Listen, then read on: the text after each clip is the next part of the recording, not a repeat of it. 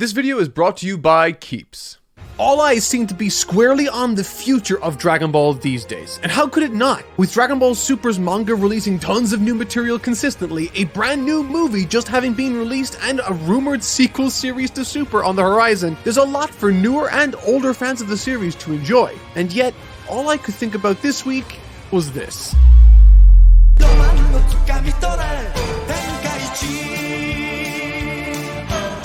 That's right, this week I was reading through some of the best original Dragon Ball has to offer, and no, I'm not talking about Raditz through to Majin Buu, I'm talking about the original arcs that comprise the beginning of this story, or as I like to affectionately refer to it as, oh my god, this is like 40% of the friggin' story, how has no one seen this? It's amazing! But yes, you heard me right, most people haven't seen about 40% of the story. The Red Ribbon Army has returned, Dan. Oh, we saw Z, who dat? Stretching from the Pilaf Saga all the way through to Piccolo Jr., it's easily one of the most underrated stories in all of manga and anime that I know of. And with the majority of people looking ahead to the future of the series, I figured it should be my responsibility to show people where this series came from and why it's widely considered by those that have read it some of the absolute best material the series has to offer. That's right, I'm talking funny, I'm talking action-packed, I'm talking, hey mom, go to the store to get some tissues because Goku's making me cry. And you know what? They didn't need to create a multiverse tournament or make constant callbacks to itself to get a reaction from its audiences either. This is an immortal story with legacy, action, comedy, and sadness. And quite simply, this original tale set the foundation for the story that will go on to capture the hearts and minds of millions across the world for decades to come. Which is why I'm so nervous writing this video. This is a cultural touchstone of a story and I want to do it justice. So what are we waiting for? I'm totally not Mark and this is my review of Akira Toriyama's underrated and undefeated Dragon Ball.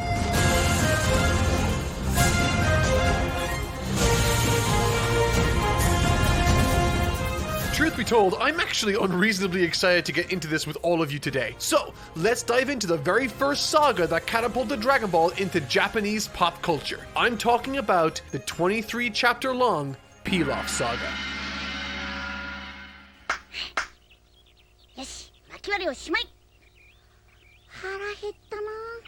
God, it feels so strange but amazing to be back in this world with new eyes. After having spent the last decade learning about storytelling, one of the first things that immediately became apparent to me was how effective Toriyama was at characterization, particularly with both Goku and Bulma right off the bat, utilizing paneling, framing, and dialogue to push this aspect of his story. You can absolutely tell that this isn't his first manga either. While the story is very simple, it is so for specific, measured reasons. The first chapter kicks off our story with the famous and effective first meeting of Goku and his soon-to-be lifelong friend, Bulma. And I call this scene effective because, while Toriyama has made plenty of questionable writing decisions throughout his long career, I don't believe he could have handled this first chapter any better. The priority of the first chapter typically is to introduce us to and bond us with the main characters of the arc, and immediately Toriyama highlights how these two characters he created are exact opposites of each other. Goku is physically strong but innocent and naive. Bulma is physically weak in comparison, but is much more experienced and on another intellectual level to Goku altogether. With their first decisions made in this story not wasting any time in their characterization, acting as a window into who these people really are. Goku is inquisitive with some shockingly friendly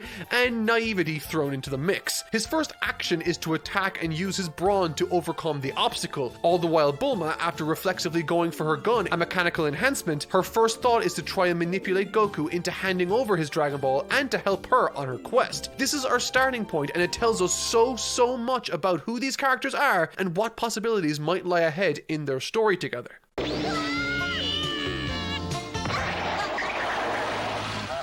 Furthermore, I was delighted to see Toriyama's brilliant use of paneling used to reinforce this avenue of characterization. More traditionally, I really appreciate how Toriyama uses his layouts to build anticipation for a page turn. This is a minor example and I'll show more as the stakes rise over the course of the story, but this page with Goku overlooking a cliff, it's a tall and narrow panel with Goku pictured quite small atop of it, and it's given this real estate to tell us quite simply that this cliff is extremely tall, and on that same page, Goku is shown not to care about about that as he jumps down with ease, communicating that this isn't a normal everyday boy. It's a small choice, but it sure as hell beats someone lecturing to us that he's some freakishly strong kid. And on the topic of visuals, the first chapter has one of my favorite panels in all of the story. This one. This image on its own, to me, acts as a microcosm of what Goku will do in the story moving forward. His outward appearance will make someone think one thing, and then they will quickly be taken off guard by something they did not expect from him. Bulma, up until this point, and even on this very panel's page, has been contemplating and formulating a plan to exploit Goku. She's seen it all before and she feels like she knows exactly what's coming. And as Goku proceeds into his modest living quarters, Bulma doesn't find someone living there with him. She doesn't find anything she might be expecting. Instead, she sees a small boy earnestly praying before a totem representing his deceased grandpa Gohan. The 4-star ball. I love this image. Bulma does continue to try and exploit Goku's understanding and innocent nature for her benefit, but this panel marks the moment she starts to build some sort of bond with the character. Moving on from that opening, I think it's important to point out that this arc is unlike any other Dragon Ball arc that will come after it. It's clear that Toriyama went into this with a specific vision, one that was inspired largely by the Chinese story Journey to the West, with characters like Goku, Oolong, and Yamcha, among others, encountering fantastical beings clearly inspired by the aforementioned story. And across these opening 23 chapters, Goku and Bulma travel across the globe in search of these magical orbs called Dragon Balls. Title drop. All in an effort so that Bulma can make a wish for a perfect boyfriend. You heard me right, she wants to wish for a boyfriend. Oh, how the times have changed, you might be saying. In pursuing these orbs, they meet Oolong, who was this weird shape-shifting pervert. We meet Yamcha and Puar as they attempt to rob Goku and Co. in the desert, as well as a litany of bizarre and crazy characters like Boss Rabbit, an individual in charge of a gang of rabbit cosplaying thugs that also possesses the power to turn individuals like Bulma into a carrot. This first arc is off-the-wall bonkers, bouncing from iconic scenes to comedic scenes to outright strange scenes, but what ties them all together is the strong focus on comedy that this first arc primarily basks in. The original Dragon Ball, particularly this first saga, is very comedy focused, with entire scenarios sometimes being built around a single joke. And these jokes have layers to them. Not layers of any intellectual complexity, definitely not, but layers of loose narrative complexity. And I mean that. For instance, despite many of you not having seen this part of the story, you may have seen this particular scene. Alright, so this one gag highlighting the innocence of Goku in this crazy situation has the knock-on effect whereby it informs and drives the plot through a secondary gag with Roshi later on, convincing him to hand over his Dragon Ball. Later again, after Bulma loses the capsules with her clothes and supplies, she has to borrow a dumb outfit from Oolong. It's a shallow gag, but funnily enough, it informs much of the humor behind the hijinks that takes place in the village with Boss Rabbit running the roost. This town they wander into has been terrorized by this gang that dresses up as rabbits, and when the townsfolk start to give Bulma a wide berth because of what she's wearing, she assumes the only possible conclusion is that they're intimidated by her beauty. All of these scenarios, the stuff with Goku, Roshi, Oolong, and eventually Boss Rabbit, are all examples of comedic moments that only work when we know the characters involved. Bulma scaring people while dressed as a Playboy bunny is a funny visual on its own, but it's even more funny when you know that this was the only outfit that Oolong had extra in his car, and it's made even funnier again when you realize that Bulma is so egotistical that she convinced herself that it made perfect sense that people were treating her this way because she was so beautiful. Now, is it stupid and borderline creepy given Bulma's age in the material and the age of the mangaka drawing it? Yeah, definitely maybe, but it's still made in lighthearted fun and layered through character, narratively pushing the story forward. People nowadays love to take Dragon Ball very seriously, whether it be its theme, story, or messaging, and this story no doubt means a lot to tons and tons of different people across the world. But at the end of the day, this story, particularly this material in the arc, was written as a comedy first and foremost, not to be taken very seriously at all. I mean, there's an entire page with the Pilaf gang dedicated to talking about and making meta jokes concerning Toriyama's prior work in Dr. Slump. That, and also Goku sent Boss Rabbit to the moon using his Nyobo, or power pole, or whatever you want to call it. Makes you wonder what happened to him when...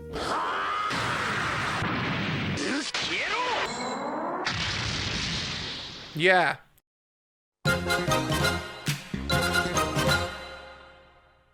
YouTube tells me my audience is 94% male, with 80% of you being between the ages of 18 and 34. Unfortunately, that means most of you guys are at the age where male pattern baldness is a scary and very real threat. 2 out of 3 of you will experience it by the time you're 35. Thankfully, however, this is where Keeps' clinically proven hair loss treatment comes in to stop hair loss and improve hair growth. If you decide to join Keeps, you'll gain access to their 24/7 team of expert medical advisors who will review your situation and recommend the best treatment plan for your personal needs. Each plan gives you a full year of unlimited contact with your medical provider, so you can keep in touch throughout the treatment should you have any questions. Whether it's preventing hair loss, encouraging hair growth, or simply taking better care of your existing hair, Keeps has options for everybody. It's extremely convenient and perfect if you're super lazy like me. You'll get refill reminders and the treatments are delivered straight to your door, so it's great if you're at all anxious or extremely busy. Most Keeps customers notice results within 6 months of starting treatment, so if you're ready to take action and prevent hair loss with Keeps, head over to keeps.com/notmark or click the link in the description to receive 50% off your first order. Again, that's keeps.com/notmark.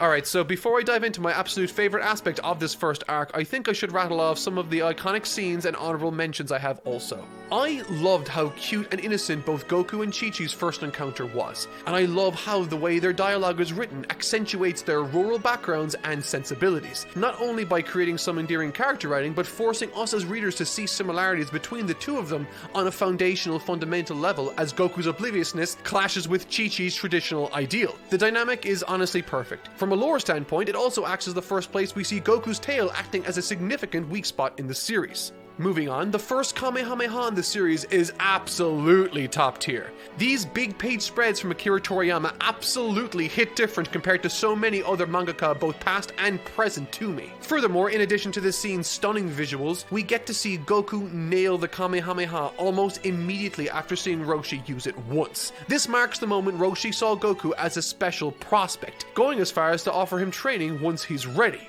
Oh my god, is that foreshadowing? I think it is! Alright, now time for my favorite part of the first arc.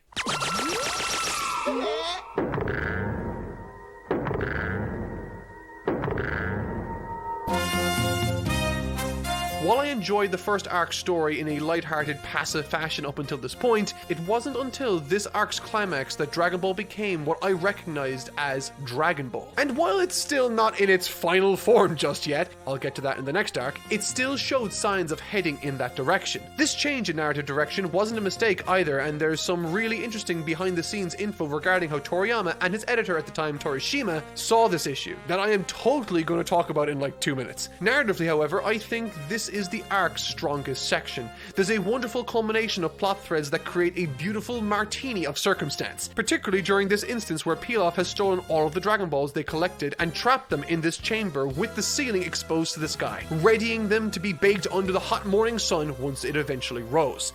Sitting there, while waiting for death, they begin chatting about the moon's beauty until Goku starts talking about his experience with the moon. And in doing so, he begins telling them a story of a monster his grandpa warned him about that comes out during a full moon. Having been exposed to the otherworldly strength of Goku, his heightened senses, and the sudden death of his grandpa Gohan, this is when the characters sharing the chamber with him, as well as us at home, start to understand what tragic event transpired that day. It's superbly subtle and effective, particularly for a manga that prioritizes gags and action above this sort of character-rich experience. And it's this sort of dedication to slowly unveiling the world, building it up over time, that gave Dragon Ball this mystical magic and fun feel during this period, as well as moving forward, designing characters that are exact opposites of each other and transporting them through this adventure, not with any specific goal in mind necessarily, but to see how this experience impacts them personally. In the case of Goku, we learn all of this new information information about him, and in the case of Bulma, she gains some new friends and maybe more. By the way, I love this page where Bulma and Yamcha both recognize that they were exactly what each other were looking for all along. The page layout is great and visually communicates what it needs to in a childish and endearing manner. You know, after Oolong wishes for panties.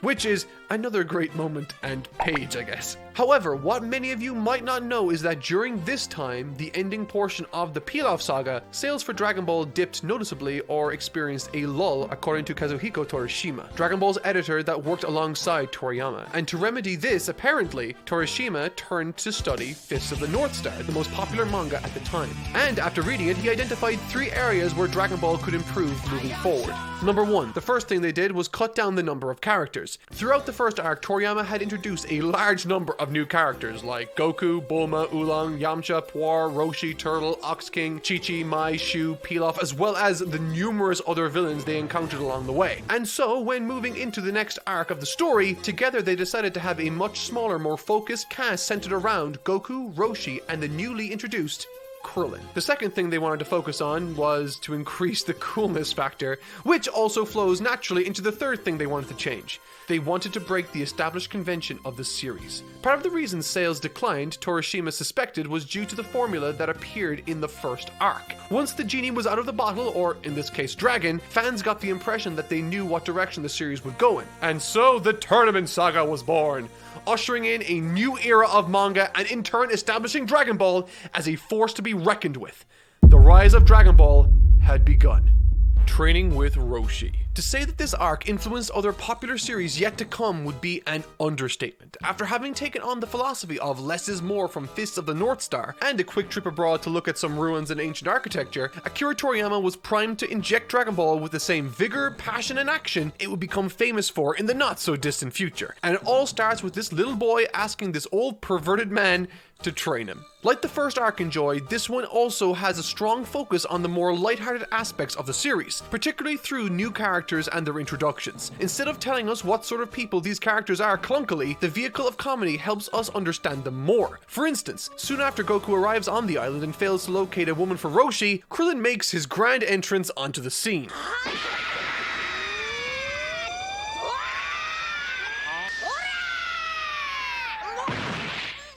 He comes across as a more self-centered individual initially thanks to a certain comedic moment courtesy of Goku's Cloud. In addition to that, another character we get to know in this arc is that of Lunch, or Launch in the dub. She's a character tailor-made for early Dragon Ball, with her sneezing offering up tons of comedic hijinks. But my favorite joke from her more subdued innocent side comes by way of Roshi's desperate persuasion attempt to make her wear a specific uniform. After coming out dressed in what she was given, Lunch asks if maybe the packages got mixed up. We then hard cut to the 3 guys all peddling this same charade wearing the same uniform, and in response to this, Roshi humbly requests that she please don't insult the traditional uniform of the Kame school, as he leers lecherously towards her, flanked by a visibly confused Goku that's taking all of this a little too seriously. Much the same way a strong emphasis was placed on the differences between Goku and Bulma early on, Krillin acts in the first half of this arc as the foil to Goku, with a strong distinction made between them almost immediately. Firstly through his failure to board the magical cloud, but also his less than heroic saving of Lunch, and most importantly through the training he received from Roshi. And speaking of which,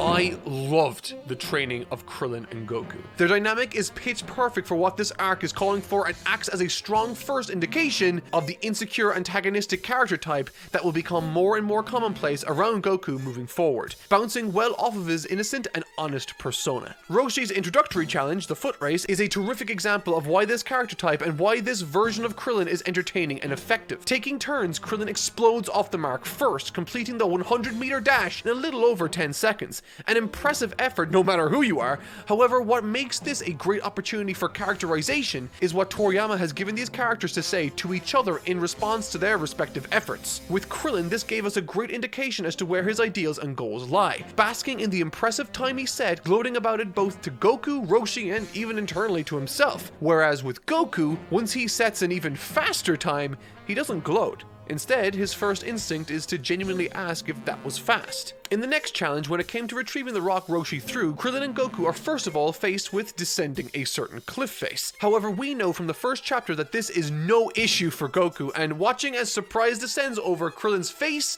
is the first instance of another trick soon to become commonplace in the Dragon Ball story. This is a narrative tool called dramatic irony. We know what Goku is capable of, but new characters like Krillin in this instance don't. It is fun and somewhat cathartic at this point, but later this same technique will be used to effectively depict Goku as a monstrous threat to the ignorant adversaries of the future. Furthermore, this whole challenge is a brilliantly constructed scene narratively, with more moving parts than you might actually anticipate from an early Dragon Ball story. Krillin, knowing full well that there are tons of people living on this island that they've moved to for training, instead of finding the rock that Roshi threw in a race with someone he knows he'll lose against, Krillin decides to try to borrow a marker and find a similar looking rock to fake his successful retrieval. Roshi does throw the rock back into his face, but it's a good idea that involves thinking outside of the box. Krillin honestly impressed me here, but he's also demonstrating a character flaw that will always mean Goku will be better than him if he doesn't shake this sensibility. Despite this admittedly clever idea, however, he's forced to search in earnest for the rock, but to no success once again. Goku finds it. However, through some more underhanded and clever use of strategy, he outthinks Goku and distracts him with a fake rock. This whole interaction and challenge was a fun little exchange that highlights Goku's weak spots also. A weak spot he'll have for a very, very long time in some shape or form. He trusts his opponents too much. But that's enough of these warm-ups. It's time for some serious Roshi training. よし、お前たち、この箱を一つずつ持つんじゃ。牛乳配達をするぞ。牛乳配達ですか? One does not strive for victory over an opponent. One strives to avoid defeat by one's own self. In the beginning of this final set of trials, Roshi announces to the two young boys that in 8 short months, they will be participating in the Tenkaichi Budōkai, a world martial arts tournament. And what makes this sequence interesting, for me at least, isn't exclusively how powerful these two stand to become or the amazing techniques they will learn while training under Roshi. In fact, they don't really learn any techniques at all beyond what they already arrived with. Instead, there's a strong focus on philosophy. Through the intense manual labor, education, and effort put in over these months, fans of Dragon Ball Super might recognize a particular quote. Sitting in a hammock alongside the first pupils he's taken on in a very, very long time, he tells them to move well, study well, play well, eat well, rest well. That is the Turtle Master way. There are a number of brilliant quotes from this training mini-arc, but my favorite is the one I started this section with. One does not strive for victory over an opponent, one strives to avoid defeat by one's own self. It summarizes succinctly what I love about this story and Roshi's teachings particularly. He talks about using the power acquired through this practice for the betterment and protection of others. To never strive with the single-minded view of winning against your opponent, but to instead not fall into the pitfalls such elusive thinking will lead you down. To always look past that and to always strive to better yourself regardless of the immediate goal or outcomes you face. It's a powerful and resilient philosophy that Toriyama has baked into the foundation of this franchise, and a perfect piece of serious and useful philosophy amidst the silliness of this action-adventure comic.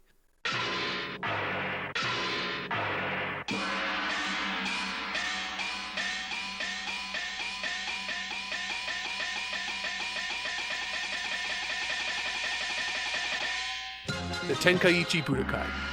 This is the first tournament in the Dragon Ball series. However, for those of you that know this series well, you'll know that this isn't by any means the last. Not in any stretch of the imagination. The broader Dragon Ball story these days is somewhat synonymous with tournament arcs of various shapes and sizes. Whether they be these Tenkaichi Budōkai, more intimate affairs like with Baba later on in the story, the Cell games, or even to varying degrees in the wider universe. Dragon Ball's roots are very much in these tournament arcs it helped to popularize, and it started all here. And it starts with a bang. On the back of that important philosophy lesson is the two boys' very first test in the big bad world. And the test isn't necessarily the tournament itself, which honestly was kind of interesting. The significance this tournament represents is once more embedded in the philosophy that to truly be a master of martial arts, you need to always be learning and improving. And if either Goku or Krillin were to win this tournament and be crowned strongest under the heavens, they might not learn that lesson. And given what Roshi has seen them do during their training, he needs to come up with a solution to this potential problem.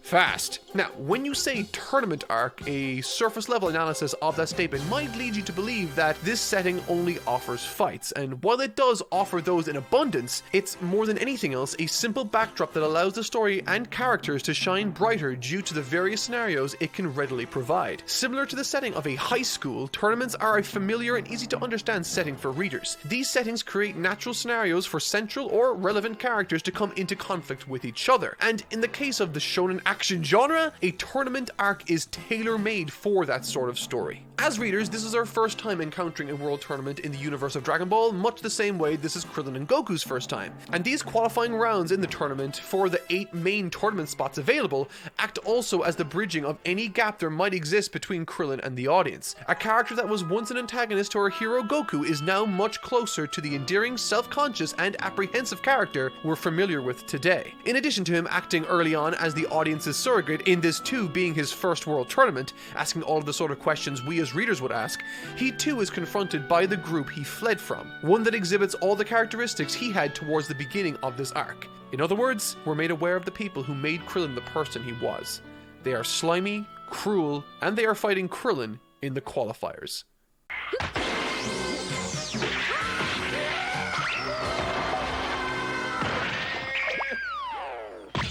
Yeah, that felt good. Goodbye, old Krillin. Hello, bold new world. And really, these qualifiers here are all about catharsis and context. It allows us as an audience the opportunity to take stock of how capable these boys are after the grueling and laborious training they underwent for the better part of a year against all of these strongest fighters in the world. With little effort, Goku and Krillin qualify along with a returning short-haired Yamcha for the final 8. Next up are the quarterfinals.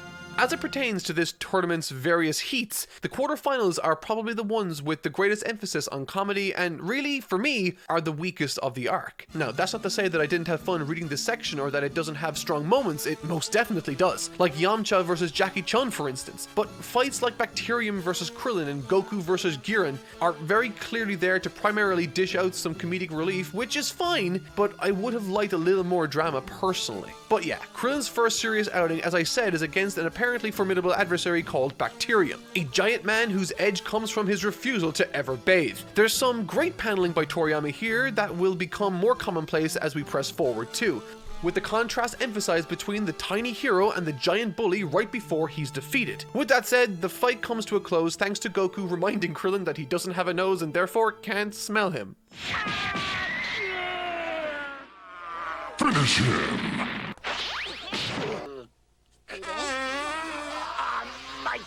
Fatality. Next up is Yamcha versus Jackie Chun, and it is my favorite of the fights from this section. It's here we're made aware that Roshi, under an alias and disguise, has entered himself into the tournament to prevent the two boys from winning and losing their motivation for improvement. Told from the point of view of Yamcha, we follow him as he's totally overpowered by the older martial artist in Jackie Chun. There's some great panel work, but it's probably the shortest fight in all of these main contests.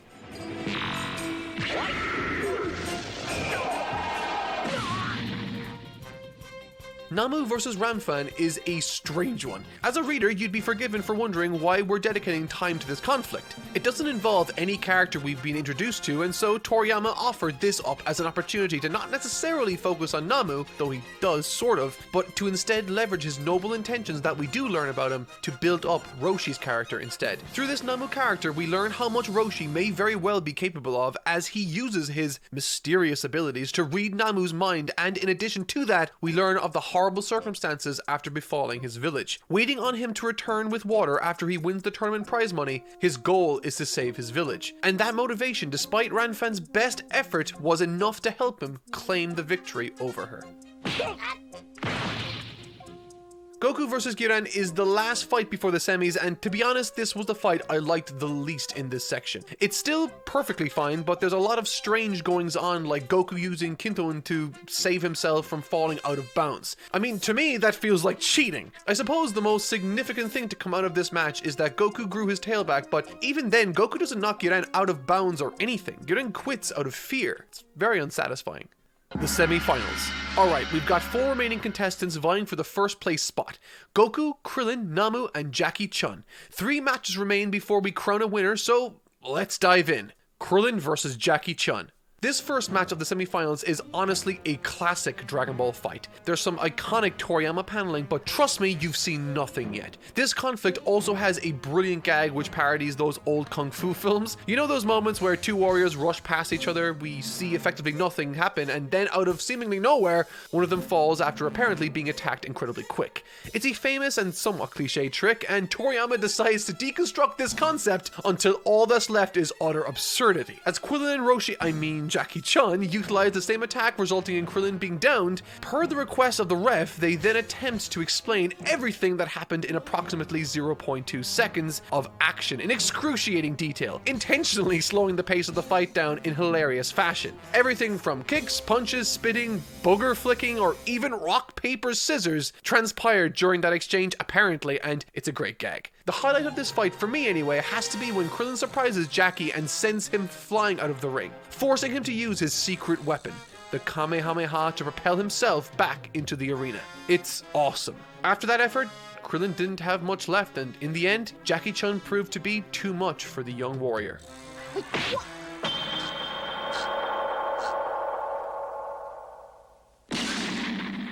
Chun advances to the finals. Goku vs. Namu's semi-final bout was interesting for me for one main reason. It acted as a clear and effective way to show what sort of powerhouse Goku really is. Taking techniques he'd just seen moments prior and utilizing them in battle with Namu made it look as though Goku was barely trying. Aside from Krillin and Roshi, Namu would have been the strongest man to participate within this tournament, and to see Goku steamroll through him like this created an aura around his character I wasn't at all expecting from this story going into what should be the biggest moment in his life. Needless to say, Goku wins. He advances to the finals against Jackie Chun in dominating fashion. The finals. This is and remains one of the best fights the series has ever produced, and it's a crime that most people that have seen Dragon Ball Z don't even know that this fight exists. Contained within this one fight are what will eventually become staples of the franchise that to this day are still being used. There's an interesting interview with Toriyama's editor Torishima that I think brings to light the reason why a tournament setting was ultimately chosen to act as the backdrop for the climax to their sophomore outing in this manga. Nothing from Fist of the North Star pointed towards a tournament arc necessarily, so what was it?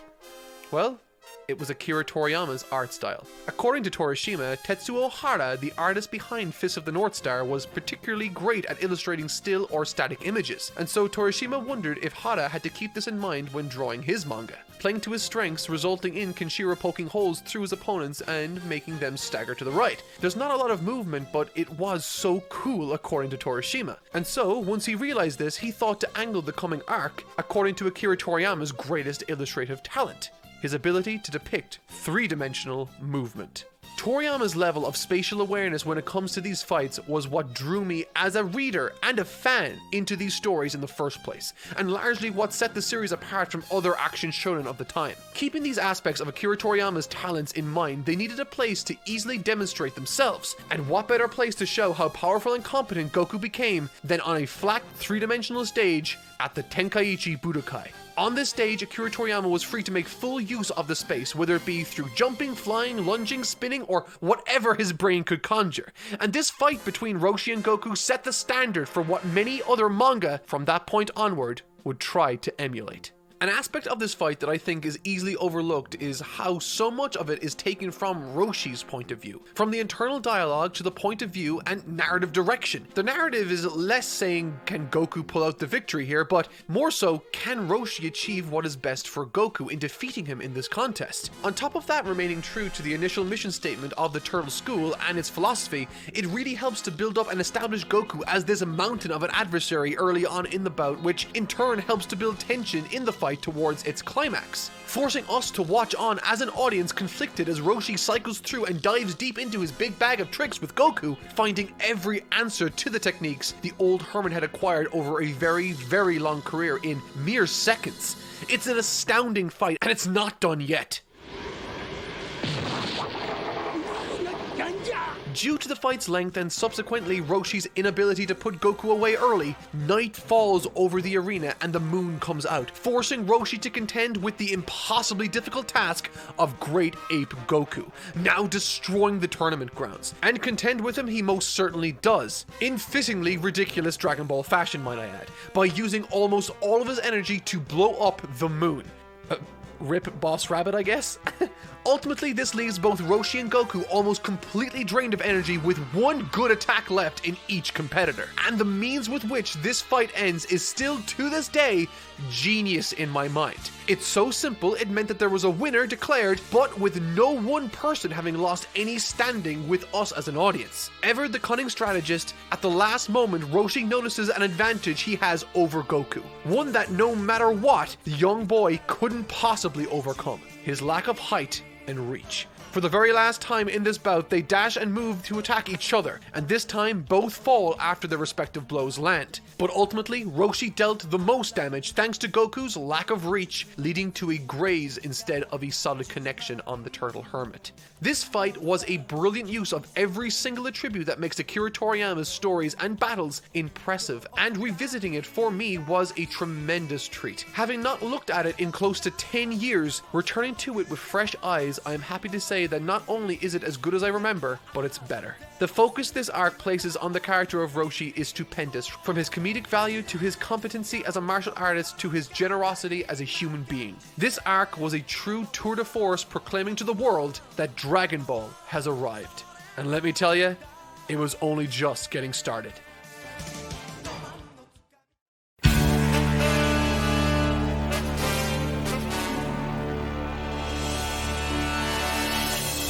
This is gonna be a big one, guys, so let's not delay. I'm totally not Mark, and this is my review of Akira Toriyama's underrated and undefeated Dragon Ball.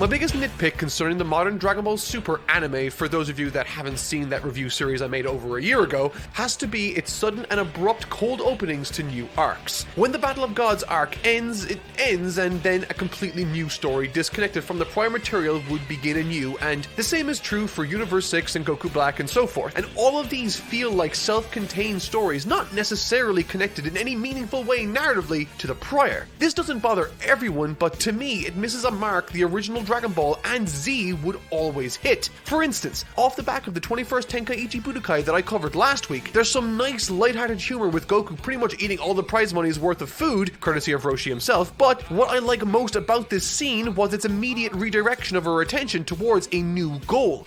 A goal that will inform the direction for the next arc, the retrieval of Grandpa Gohan's 4-star Dragon Ball, the Red Ribbon Army Saga. As has been the case since the beginning of this story thus far, moving forward there will continue to be a pervasive and strong comedic energy throughout the upcoming material. However, what I want to draw your attention to before we get into the story proper is, as it progresses, I'd like for you guys to pay attention to the slowly escalating sense of drama and stakes. I ask this not because there will necessarily be noticeable stakes in this video, I mean there very well might be, Lord knows I'm not going to spoil you, but this escalation in mood, stakes, and drama will undoubtedly manifest in some impressive and game-changing ways later. And so, as we race forward into this brave new world in search of Goku's 4-star Dragon Ball, I think you should keep in mind where we started in the last video and appreciate the growth as it becomes more and more distinct, slowly becoming the story we're familiar with in Z. So, Goku's flying across the sky when he's suddenly shot down by a missile launcher. I repeat, Goku and Kidon are both blown out of the sky by a missile launcher. Everyone, this is the first contact Goku makes with the antagonists of this arc. Through one Colonel Silver, he has unknowingly and single-handedly created an enemy that will become more powerful than he or anyone else in this world could possibly imagine. In this story, Goku challenges the most powerful evil organization in the world, the Red Ribbon Army. Also in search of the Dragon Balls. Speaking to the driving forces of this narrative, something I thought was great was how Goku's friendship with Bulma was the reason he's able to hone in on these Dragon Balls much faster and more effectively than the Red Ribbon Army can. Organically, it creates the necessary tension to bring them into contact and without words communicates why they are in conflict. It's a wonderful mechanism in this regard that's quite believable. Muscle Tower.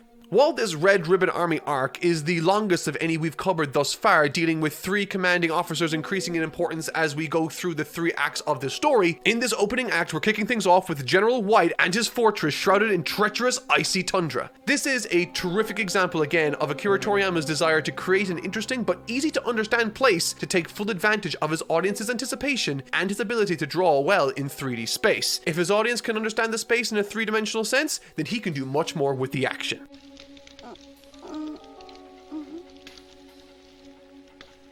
When I first read through this years ago, something I didn't fully appreciate was how nice it was that we got some time to spend with Goku one-on-one as a character, alone. I was honestly pretty surprised it took so long for something like this to happen. Oh, and by the way, this opening arc, which effectively acts as an empowerment to the audience and Goku as they cut through the Red Ribbon Army like butter, watching as he obliterates his way through General White's defenses floor after floor is again very fun, but this section is also reinforcing Goku's character as someone that will want to do the right thing for those that did right by him, protecting the defenseless village against the Red Ribbon Army, who are looking to get the Dragon Ball in the area and radar into their possession. In other words, Goku's protecting those that need his protection, harkening back to the last arc's philosophy, and I loved it. Furthermore, the framing of these encounters is sort of gamified or fun for lack of a better term. The goal is to get to the top of the tower, reprimand General White, and save the town's mayor from capture, with every floor introducing more and more intense conflicts, going from grunts on the ground floor to the conflict with Full Metal Jacket on the 3rd, the first robotic foe Goku has faced in the series.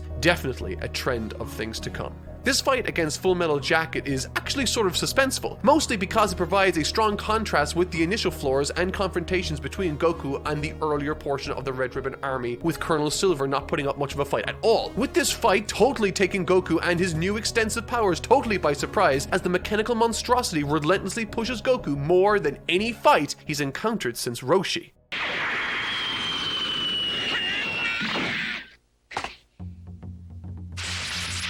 The 4th floor fight against Sergeant Major Purple, the ninja, is very comedy focused. The Purple fight consists of, at first, a game of hide and seek, with Goku foiling his concealment strategies at every conceivable turn in increasingly ridiculous fashion. Overall, compared to the prior bout, this encounter acts as another opportunity for Goku to flex how much more powerful he is than a cocky opponent. It's tonally completely different to the Full Metal Jacket fight, leaning perhaps more than any other fight into the more comedic gag format. And I say that while also being fully aware that earlier Goku sent a humanoid gangster rabbit to the moon on an extendable pole.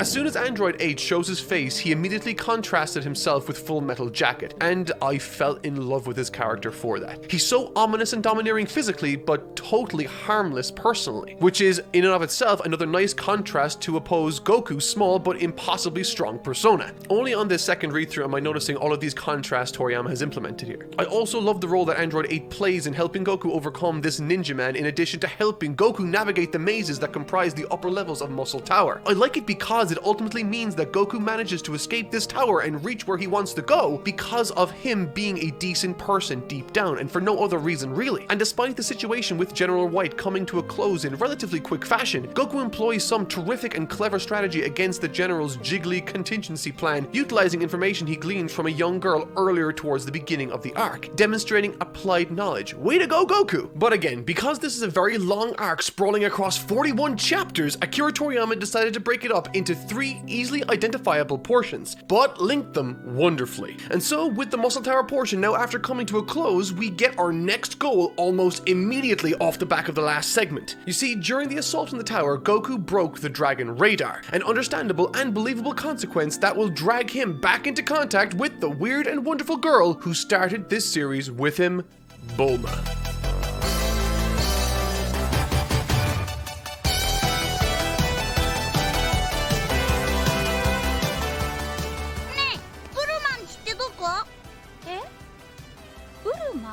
I'll only touch on this briefly, because it's only a minor part of the story, but Goku arriving in West City in search of Bulma is handled to absolute perfection. Knowing Goku's origin and seeing where he is now in a bustling metropolis, it stands to reason that the very first time he enters a big city like this, it'd be a fish out of water type scenario, and for some reason, on my first read through, I never anticipated this. Running around to random people asking them where Bulma is was a subtle but brilliant insight into what Goku's expectations and experiences up until now have been, with him going as far as to remark, "Huh, you live in the same town but you don't know who she is?" I love dialogue like that. It really gives us great insight into the character's sensibilities and expectations. His search for Bulma is probably the funniest and most endearing chapter in the story that I've read thus far. It's full of innocent hijinks with Goku taking center stage, trying his best to understand the social customs of the area, going as far as winning money in street fights because he was led to believe money equals someone telling him where Bulma is. And when he learns that cops can help him, the person he asks to find a cop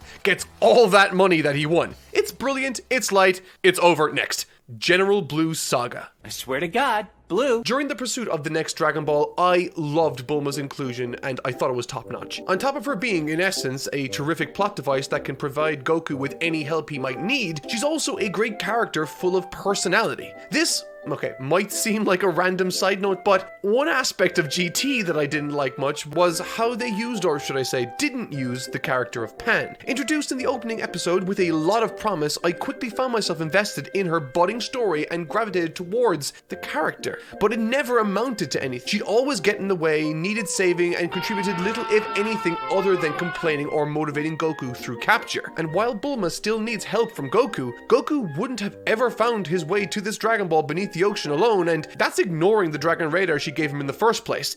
Goku would quite literally be lost without her in this instance. She more than pulls her weight in the greater story, or at least she would if she didn't accidentally take her dad's capsules instead. And so they reach out to borrow Roshi's submarine thing. And it's here I notice the degree to just how empowering this arc is. During this material, Goku is very seldom, if ever, on the back foot, dominating every encounter with the Red Ribbon Army's increasingly competent officials that each, without fail, commit the cardinal sin of underestimating our little hero. One scene in particular that stands out to me as specifically cathartic in this regard is the confrontation Roshi and Launch experience on the island with the Red Ribbon Army themselves. The fashion with which Launch and specifically Roshi disarmed the situation and clobber every single soldier was amazing to read through, further adding value to my Dragon Ball experience. I mean, if you're from an English-speaking country, odds are your first introduction to the series was through Dragon Ball Z, and in that story, Roshi plays such a minuscule role, you'd be forgiven for thinking he wasn't anything special at any point in time. But through these early arcs, revisiting them helps to reinforce the type of powerful and competent character he actually is. What makes this middle portion of the story so fun, at least for me, is how bamboozled and perplexed the Red Ribbon Army under General Blue and Red are. They are constantly blown away by Goku's speed, moving from one location to another, his ability to locate Dragon Balls immediately, which they lack the tech to do, and of course, his otherworldly strength and fighting prowess. And at the moment, General Blue and his forces are in pursuit of Goku, Bulma, and Krillin as they venture down using Roshi's sub in an underwater cave in search of the 4-star ball. Now,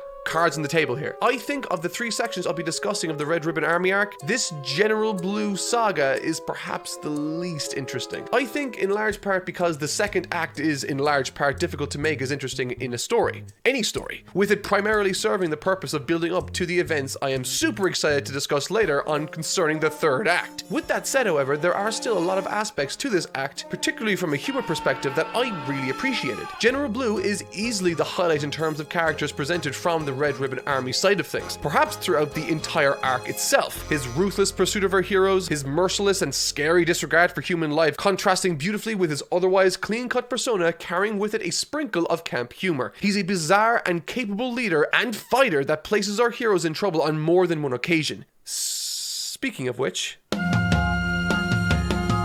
earlier I mentioned that virtually every advancement the Red Ribbon Army made on our heroes resulted in their ultimate downfall, thus empowering our heroes beyond what they already were in our minds as readers or viewers. Well, that was until General Blue finally started to roll up his sleeves, or take off his shirt, whatever you choose. And what I enjoyed about his clash with Krillin wasn't what I saw, but instead, what I didn't see. Our last checking in with Krillin was during the semi-finals of the 21st Tenkaichi Budōkai, wherein he demonstrated his martial arts ability against the eventual winner of the tournament in Jackie Chun. Having narrowly lost that bout against the eventual winner, Krillin was seen, at least to me, as close to Goku's level of strength, and thus this was still his standing alongside the current cast going into the confrontation with General Blue. So, keeping in mind that the Red Ribbon Army had effectively been the punching bag of the heroes up until now, and that Krillin is seen as a powerful fighter akin to Goku, you'll maybe get a taste of what sort of shock a reader would have had in Japan during the time that they turned the page to see this. We don't see this fight. It simply cuts from before the fight to after it, creating a great contrast visually, but as I drew attention to earlier, contrasted powerfully with how we thought things would go too. Boastful, prideful, flamboyant, and downright ruthless, General Blue comes out of this encounter virtually unscathed. And with him mere seconds away from crushing a paralyzed Krillin's skull with a boulder, the consequences of this meeting really start to set in. And I love it when Toriyama leverages that aspect of comedy or the gag comic format to create sudden and abrupt moments of desperation for his readers. And I do so because when a character is moments from a gruesome death, it creates the perfect opportunity for a moment like this.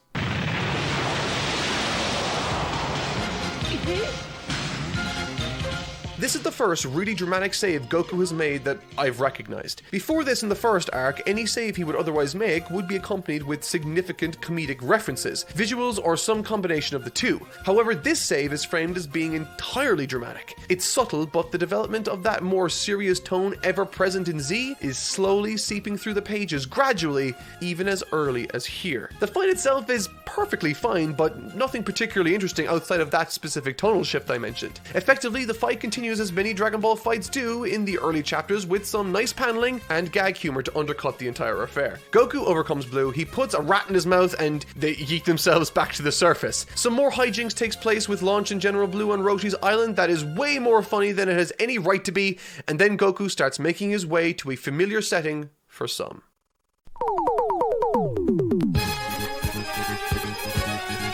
As will become something of a tradition with Toriyama's work, he likes to cameo old characters, and not from the same property, but from entirely different series. Now, I realize I'm speaking to a minority when I say this, but similar to Jacko the Galactic Patrolman, a manga written after Dragon Ball ended by Akira Toriyama himself, he decided to make it known that the story shares the same world as Dragon Ball did. And similarly to that, the final chapters of the General Blue arc, Goku and the titular general, sort of stumble into the peculiar Penguin Village. Fans of his previous Dr. Slump material will love this segment of the story as it goes out of its way to bring the energy of the property to the forefront. Perhaps, however, at the expense of the newly established Dragon Ball tone though. Y eso no se lo perdono ni a Diego. It's a nice callback section with its own independent high points, but I'd be lying if I thought it wouldn't have been served better by sticking to its own property. Where Jocko's manga benefited, I thought, from linking itself to the greater Toriverse, I don't think this arc got any more from this particular interaction in Penguin Village. With that said, while it was overly lighthearted,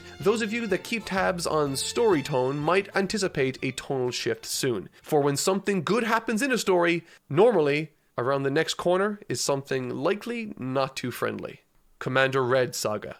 This is the final act of the Red Ribbon Army arc, and while I did enjoy the prior portions, this upcoming final part is my absolute favorite and the section I've been itching to talk about all video long. I love the setting, I love the expanded lore it offers, and above all else, I love it for one reason specifically. Now, moving at speed towards another group of Red Ribbon Army soldiers led by Colonel Yellow, we pick up with Upa and his father. These character designs clearly take inspiration from Native Americans in North America, and they're pretty cool. Particularly the father character. He's not overly complicated, but he's courageous, righteous, and noble. And he's guarding an area called the Korin Sanctuary from the incoming Red Ribbon Army when suddenly... Having just saved this young boy, Goku finally is reunited with his grandpa's 4-star Dragon Ball. It's a great moment to finally see this young man reunited with his prized possession, and all by coming to the rescue of this group. It's a really nice, virtuous moment that yields what he's been searching for all of this time. But just as they're celebrating, a certain assassin is hired by the Red Ribbon Army to help recover what they've lost.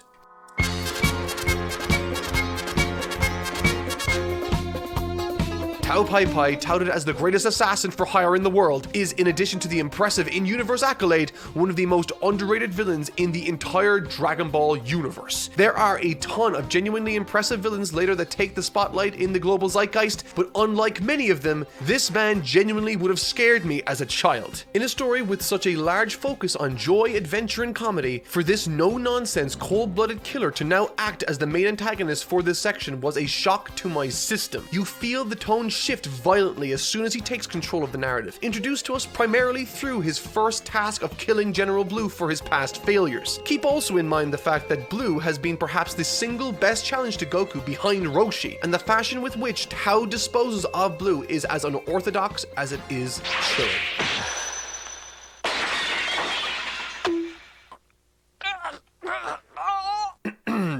Yeah. This is someone that wastes no time in killing his opponent, and to add to his intimidation factor, he performs physical feats never before seen in the series. Like, for example, he's informed that a jet is prepared to transport him to Korin Sanctuary so that he can deal with Goku right there and then. However, he declines, rips a pillar from the wall, throws it into the air, and rides it over the horizon, citing that he'll be back shortly with everything they requested in tow. I'd argue that this scene, while silly, ought to be, I think, as iconic as Frieza's floating chair thing. What a visual and what a guy.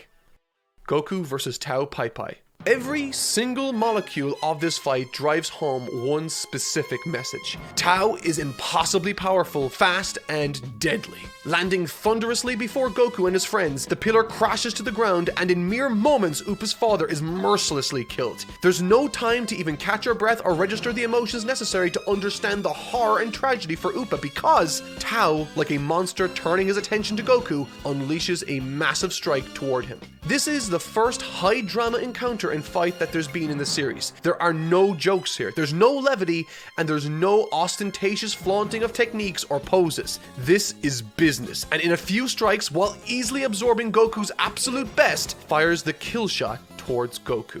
This fight felt like a runaway train that out of nowhere ended in an instant. And I mean that in the best possible way.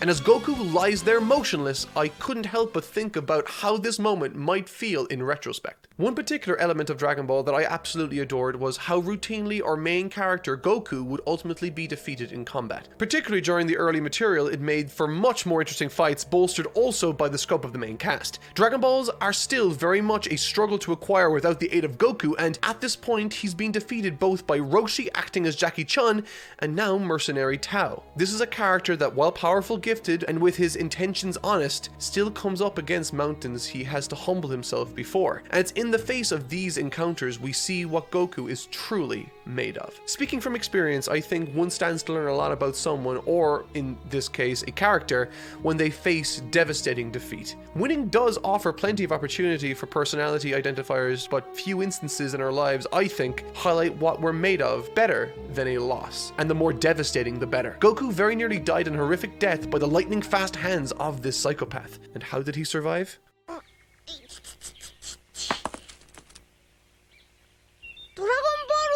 Rooting around for the reason behind his survival, he finds that the 4-star ball blocked the final shot from Tao, citing that his grandpa saved him. It's a touching and beautiful sentiment, particularly when you consider that Goku was given that Dragon Ball in the first place for being a good person. But the means with which he survived, while thematically and symbolically gorgeous, at the end of the day only further served to highlight just how impossibly lucky Goku was in this exchange. For many, this would be enough to push one into reconsidering their life's direction. Surrounded by a terrified child and the corpse of his father, Goku is faced with this scary close call while holding what he came on this dangerous adventure for, the 4-star ball. He secured his goal and could very easily call it a day here. But to Goku, none of this matters. In fact, I wouldn't even be surprised if none of this even crossed his mind as a possibility. For the moment he assessed the situation, Goku realizes that there's only one thing he can do, and he jumps to it.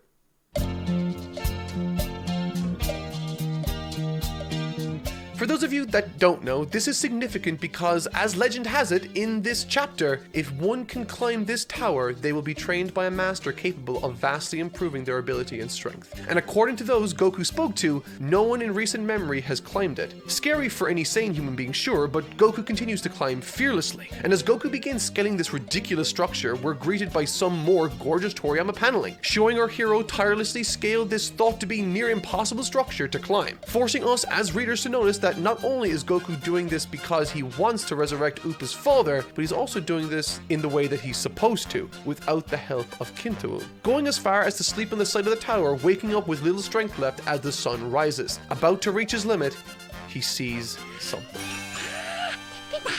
One aspect of this reread through the series that I've noticed has been all of the elements to Dragon Ball Z that I liked being present and clearly inspired from choices made during this material to some extent. Jackie Chun versus Goku's beam struggle is clearly a trope that will be used for years to come. I've mentioned numerous narrative trends with Goku and his allies that will become more consistent as time moves forward, and I'm now noticing it more consistently with Korin's Sanctuary. It's very clearly operating under the same narrative principle that Snake Way and King Kai enjoyed. Think about it. A hermit martial arts master living at the end of a perilous journey our hero must brave in order to achieve the strength possible to defeat evil and protect others. The description works perfectly for both King Kai and Korin. So when you look at this, thinking about Korin as a prototype King Kai character, what was Goku's experience like with him on the tower? Well, it actually is a little less straightforward than King Kai's. Unlike him, Korin's teachings are a little more sneaky, a misdirect if you will, tasking Goku immediately with drinking some special water atop a pedestal. It very much becomes a high-stakes game of keep away as Goku for 3 days chases the little Catman all over the tower in an effort to get his hands on this special water. And while this encounter was brief, it illuminated for me something wonderful about Goku's character yet again. Apart from the physical space being kept between Goku and Korin himself, he additionally puts Goku to the test in other ways. The first is a bit more direct than the others, however. He throws the Dragon Ball off the edge, forcing Goku to have to run down and back up. But what really impressed me the most about Goku in this scene was his mental honor and strength.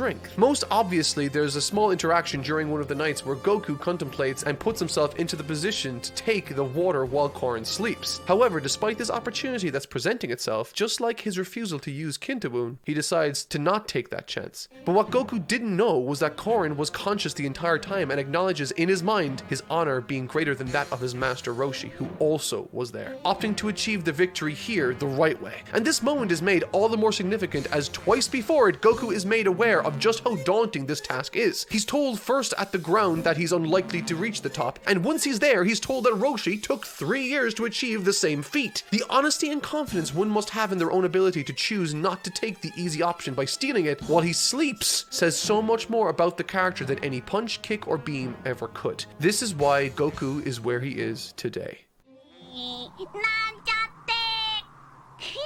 What gives this particular training its own flavor, I think, is its dedication to the mysterious master type format. Unlike King Kai, who was very direct in his approach, the water that Korin was protecting actually has no magical properties. In fact, outside of the one senzu bean Korin gave Goku, the only reason Goku managed to get stronger in any way was due to the extensive chase he gave to Korin and his rescaling of the tower. It's very Karate Kid with Korin being Mr. Miyagi. Through this, Goku manages to multiply his power according to Korin, and so now it's time to test what this new power looks like in combat. And arriving in appropriately dramatic fashion to make the save on Appa, Goku touches down on the battlefield. And if you thought the first match with Tao was dominant, this one is 10 times worse. Tao barely lands a single attack on Goku, and when he does, for the most part, it's only because Goku allows him to. What I like about this fight also is the means with which Tao secures his demise. Having spent the last while being faced with the sort of honorable character Goku is when faced with tremendous pressure, Tao is exposed as the slimy, cowardly cheat he is once he starts to feel any level of pressure. Breaking out extra weapons to even the odds for him, ending with him throwing a grenade at Goku, which he easily kicks back into his face.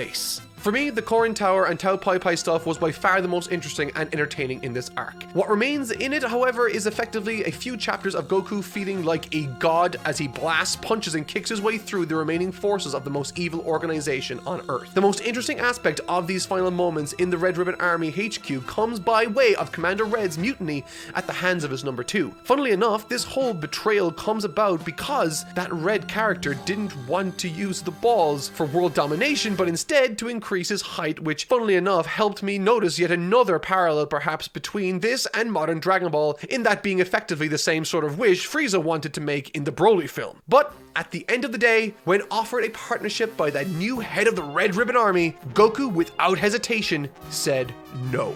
After all he's been through this massive arc, he's still the same innocent and honest boy that lived in that small hut in the forests of Mount Paozu. I love the Tao Pai Pai stuff, and I very much enjoyed the slow shift to more serious character writing towards the end of the story. And while I've loved the journey up until this point, from now on, we're moving on to some of the most serious and best written material in the manga. Dragon Ball, Dragon Ball, Dragon Ball, I got it!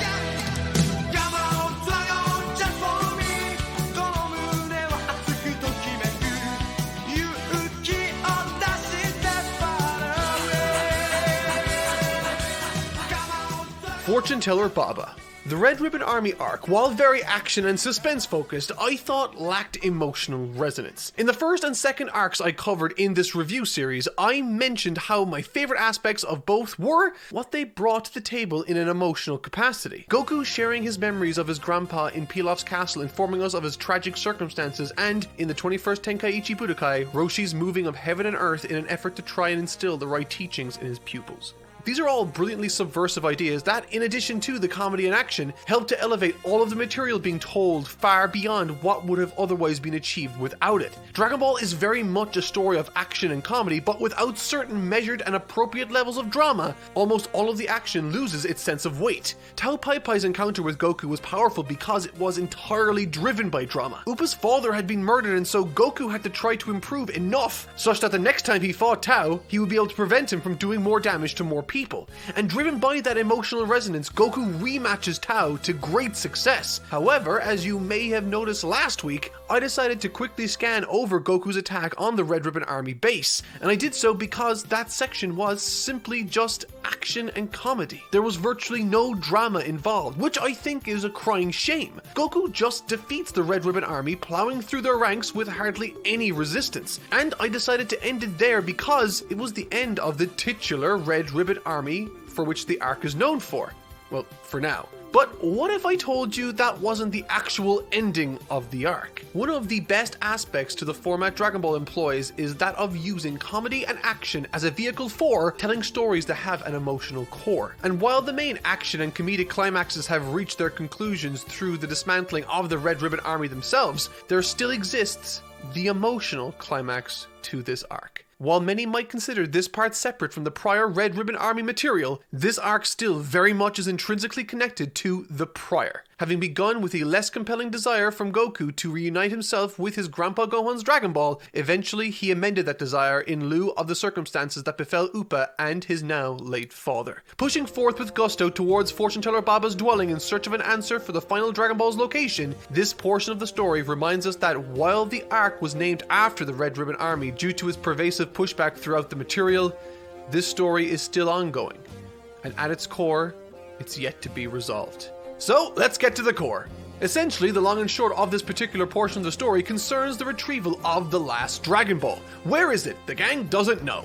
It's unable to be located using the Dragon Radar for some reason, and so they go to Fortuneteller Baba's dwelling in the hopes that she can locate the ball using her powers. This is our first time meeting this character. Her appearance is fun and quirky, and I just love the design. At first, this seems like a great solution to their problems. However, when the gang arrive to find out that they have to fight and defeat 5 champions chosen by Baba to get this privilege, the story once again turns into a tournament of sorts. Fans of Dragon Ball Super will recognize this knockout-style tournament format as it was used during the Universe 6 tournament against the likes of Frost and Hit. Unlike that tournament and those fights from Super, however, these are distinctly early Dragon Ball in both tone and execution for the most part. I'll show you what I mean. First up, Krillin versus Count Dracula. Krillin opts to hop in to kick things off with this challenge in the name of the hero team, first against none other than Count Dracula. Almost all of Baba's champions follow this monster movie type theme, and the fight with Krillin has some terrific gag humor that actually got some laughs out of me. But through and through, there's not much to this fight beyond some quick laughs and the establishment of the tournament rules. Krillin loses, which means Dracula stays on, and up next, Poir and Appa. This fight is even shorter, though I will say its execution is cute while also making some nice use of some lesser utilized characters. Puar finally gets to do something, so that's cool, and Upa, the person that's dictating the story's conclusion, also finds himself contributing to the ending. So that's nice, and I thought their involvement was clever also, with Puar making full use of his shape-shifting abilities. Dracula's eliminated, and to make room for Yamcha, Puar and Upa step down.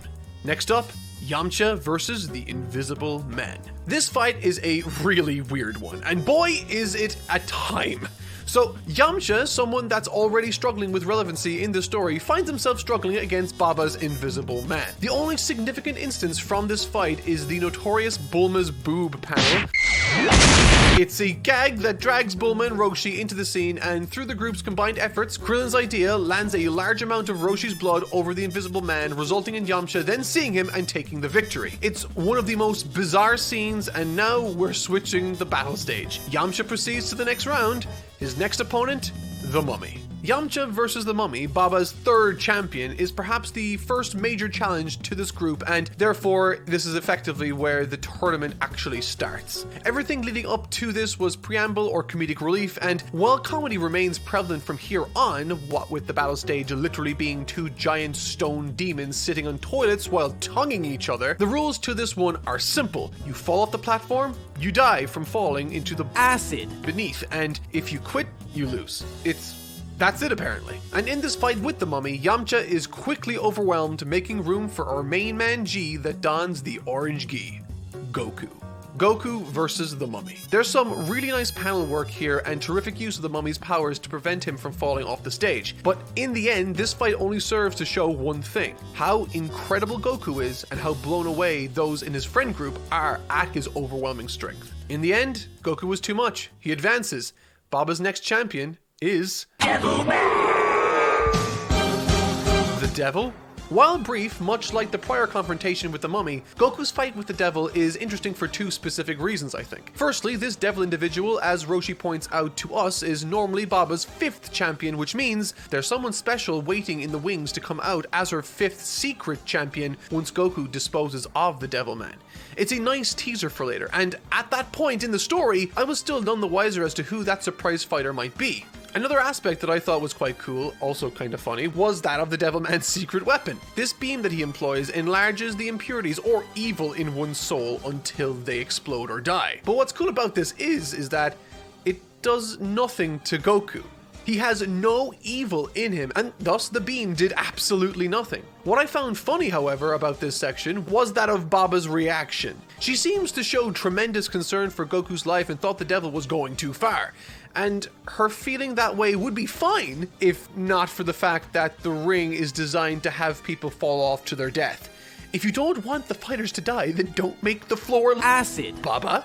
But yeah, as I alluded towards the beginning of this video, this arc surrounding Fortuneteller Baba and her champions is very much the emotional climax to this arc, as well as the culmination of the through line to this entire story. Across its narrative, Goku has traveled far and wide in search of what began as loose reasons born out of sentimentality in retrieving his grandpa's treasured Dragon Ball, and has now evolved into a virtuous quest to revive a friend's father. And having now fought and dismantled Baba's Devil, her former #1 champion, we sit and wait for a surprise 5th champion to make themselves known to both us, the readers, and Goku. あいつ、いい匂いがする。え？よくわからねえけど、嬉しい匂いだ。This is one of my favorite encounters in all of the Dragon Ball story, including Z. If there's one thing I would have liked the series to lean more into later in its stories, it would have been a more relationship-focused story. From the very beginning of the Dragon Ball series, we've been made aware of the life Goku once had, and through this long journey, we've grown to appreciate and understand the little monkey child and the bizarre habits he possessed. He had no one, but over time grew strong and made loads of wonderful new friends. And one could argue because of the lessons his grandpa Gohan instilled in him. And having started off this arc in search of an item that represents his grandpa, in the end, despite having to give up that for someone else, he still got what he wanted in this scene. Goku versus his deceased grandpa Gohan is perfect. From the subtle hints leading up to the reveal utilizing Goku's sense of smell, to Gohan reminding Goku to bow, all the way to the clever use of his knowledge concerning Goku's weak points.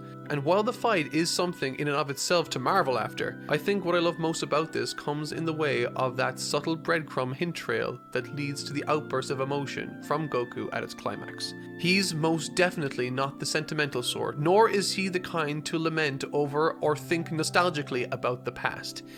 But in this moment, it's really brought to the forefront of the story that he's a little kid and he missed his grandpa.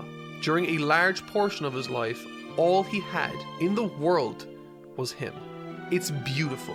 And I don't think I was the only one who thought so either. I mean, with Dragon Ball Super paying homage to this very moment in Goku, while he was waiting for Frieza's arrival during the Tournament of Power lead-up, he relives the fight in his mind with his late grandpa by going through the techniques and poses used during the encounter. It's a moment that meant a lot to him, and when Gohan took that mask off, the joy in Goku as he bursts out crying and smiling with a big hug is enough to warm the coldest of hearts out there. He set out to find an important connection to his grandpa through the 4-star ball.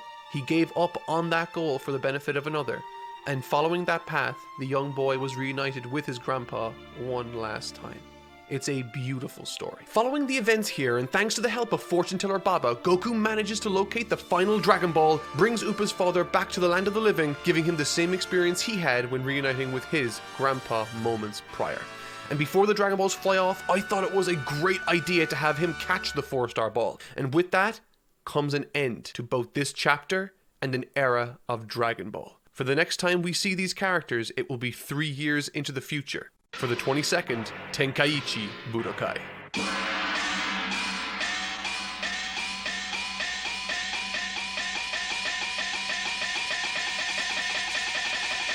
Normally, while I'm reading a story, I'll take a step back partways through and try to place myself into the shoes of the author. I'll ask myself how I might have progressed this story. What's the next logical continuation? And the answer while I was first reading this was, I have no idea. We had just received the payoff of what I consider to be the story's longest running narrative throughline so far in Goku reuniting and getting closure for his grandpa Gohan.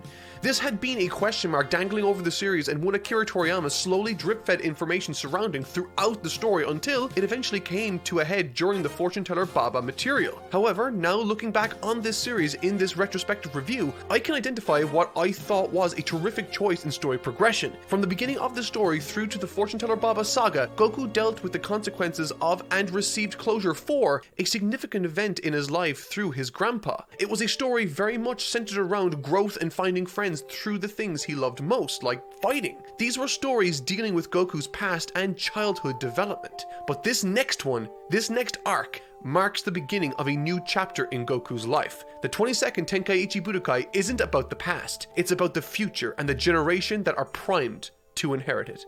Immediately, what sets this arc apart from the prior is expectation.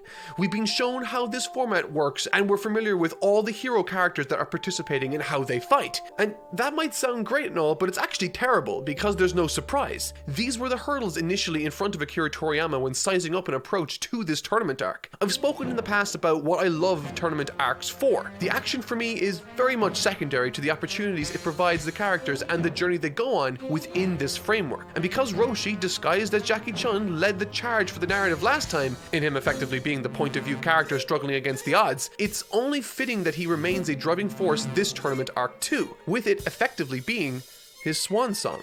But that still leaves a number of other characters lacking any sort of surprise factor. We've just seen Yamcha and Krillin get benched easily in the first part of this video, and so we need a way to care about them again. Well, during the closing moments of the last arc, they all come up with a plan of action concerning the next World Tournament right around the corner. Krillin and Yamcha opt to train with Roshi, while Roshi specifically instructs Goku to train on his own around the world in the interim. While simple, this effectively achieves two things simultaneously. Number one, it gives Krillin and Yamcha a chance to improve their standing next to Goku and the upcoming tournament. And number two, having been effectively attached to Goku's hip the last while, we've become intimately aware of how strong he is as readers. So removing him from the equation and skipping forward in time after the mysterious training Goku's undergone is another great way to create anticipation and secrecy surrounding Goku's true strength level. These two modifications on the status quo following the last arc are important to take stock of and recognize certainly, but perhaps the most significant and memorable addition to this arc is through the introduction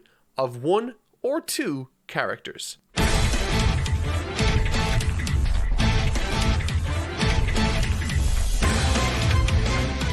Ten Shinhan, Chaozu, Yamcha, Krillin, Jackie Chun, the newly invigorated Son Goku, and a nasty relationship between two rival martial arts schools in the Crane and Turtle groups. We've got all these question marks right before the beginning of the qualifying rounds. This is going to be a great tournament. The qualifying rounds. Dashing back onto the scene, having just apparently ran from the other side of the planet, Goku makes his presence known with little effort, qualifying for the top 8, securing a spot in the quarterfinals. The purpose behind his dominance once again continues the trend established in the prior World Tournament that showed Goku not as the one to overcome adversity, but to instead empower him and to create a force for Roshi to overcome. At this point in the story, this is still very much where our heads are narratively. Can Roshi do what he managed to in the last tournament again? Can he instill the necessary philosophy and teachings in his pupil Goku? In this arc, it's also made obvious that certain characters have grown physically, sporting different character designs like new haircuts and new outfits, with Yamcha and Bulma making that the most obvious change. However, there are more subtle changes that I really appreciated too. For instance, take this image of Goku after putting his gi on in this arc. Nothing to write home about, right? He looks about the same as he did before, you might think. Well, he's actually a decent bit taller. The pose he takes here in this panel is drawn specifically to evoke memories of an earlier panel during the 21st Tenkaichi Budōkai, wherein Goku, assuming the exact same pose around that same time in the tournament, demonstrates his appreciation for the clothing. Compare both of these panels and you'll see for yourself the difference in Goku's new, older character design. I think what this tournament offers that the others didn't is a wider variety of significant things to concern ourselves with as readers. We want to know what Yamcha and Krillin are capable of, we want to see Goku's new power, and we want to see how Jackie Chun will contend with the up-and-coming generation. But really, the wrench that's thrown into this cacophony of conflict has to be Ten Shinhan, Chaozu, and the Crane School. Chaozu is creepy, the Crane Hermit is cruel, and Ten Shinhan is the embodiment of their collective teachings. And how this individual imposes his will on all the questions we have concerning the Turtle School is what brings about the best in this story, with him immediately setting his sights on Yamcha and Chaozu, Krillin. And because of this, we immediately have something to sink our teeth into, narratively, for the quarterfinals. Yamcha versus Ten Shinhan. This fight having been made because Ten Shinhan told Chaozu to force the numbers fighters would choose using his psychic abilities is another example of Ten Shinhan forcing his will on the tournament's activities.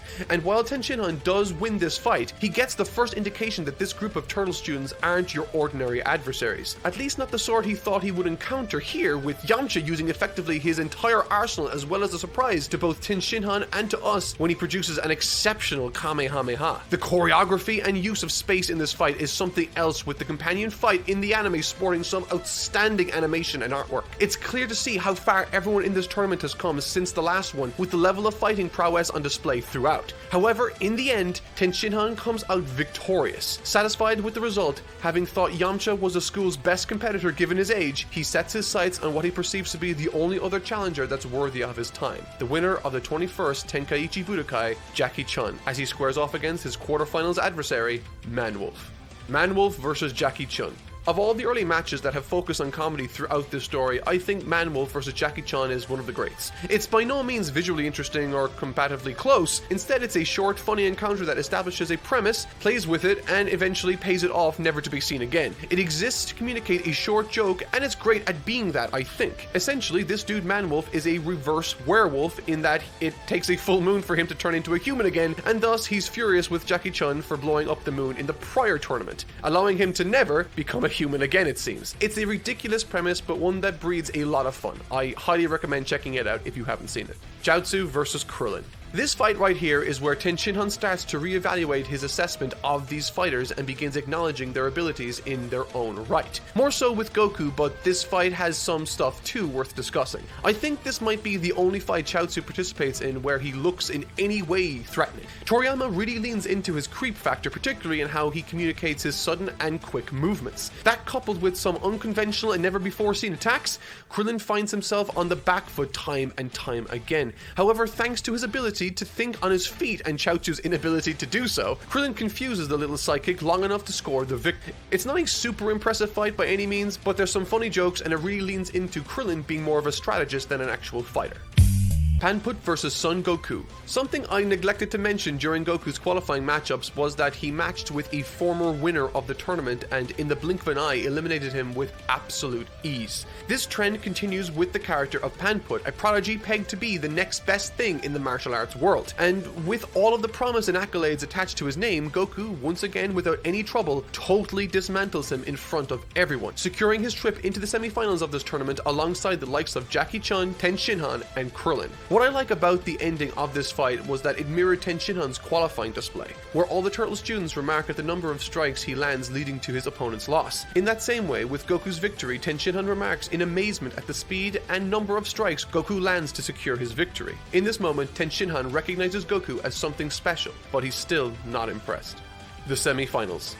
These semifinals are a star-studded affair, fondly remembered in the annals of Dragon Ball history, or at least they very well should be. Featuring fights between Goku and Krillin and Ten Shinhan and Jackie Chun, they are both terrific fights with a lot of narrative and emotional weight behind them, and for me, these semifinal fights are the anchor of this entire arc. Here's why.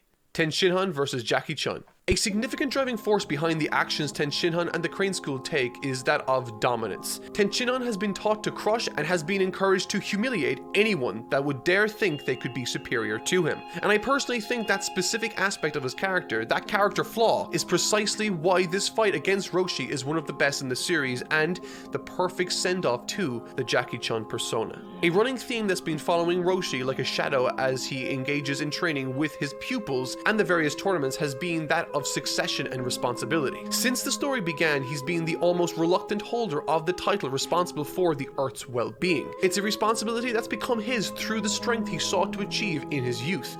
And keeping all of that in mind, it recontextualizes to a certain extent his teachings with Krillin, Goku, and Yamcha. As soon as Goku releases his first Kamehameha, Roshi acknowledged Goku as special and came out of his isolationist lifestyle to once again engage with what he believed to be a promising new generation. And in pulling that thread, it led him to this fight with Ten Shinhan, once again in a tournament to help foster the next generation. Only this time, something feels different. Throughout the battles he's witnessed during the build-up to this tournament, as well as Baba and before, Roshi has consistently been blown away by what others, predominantly Goku, have been able to do. And right before he goes to face off against Ten Shinhan, he takes the time to have this interaction with Goku and Krillin concerning Panput.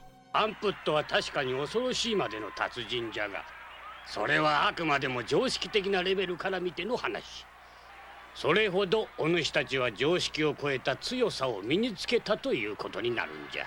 And so, going into this battle against Ten Shinhan, all he needed was a little push, and a push Ten Shinhan most certainly gave him. This battle is awesome. Roshi once again is forced to get serious and throw out all sorts of tricks to push Ten Shinhan until Ten shows him something he wasn't expecting.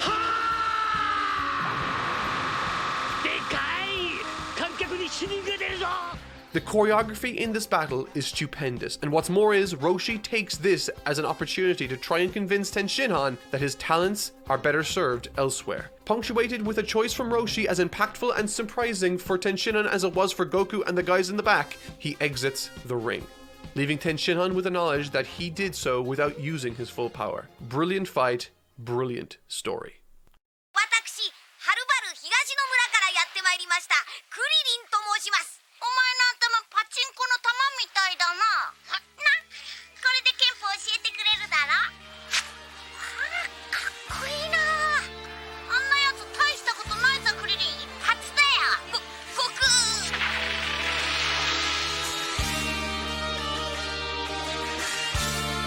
Krillin vs Son Goku. ロマンのつかみ取れ天下一 A brilliant piece of dialogue that caught my attention was something Roshi said to Ten Shinhan during Goku and Krillin's fight, as well as Ten's response. 確かにあのまま戦っておってもわしが負けておったじゃろうな。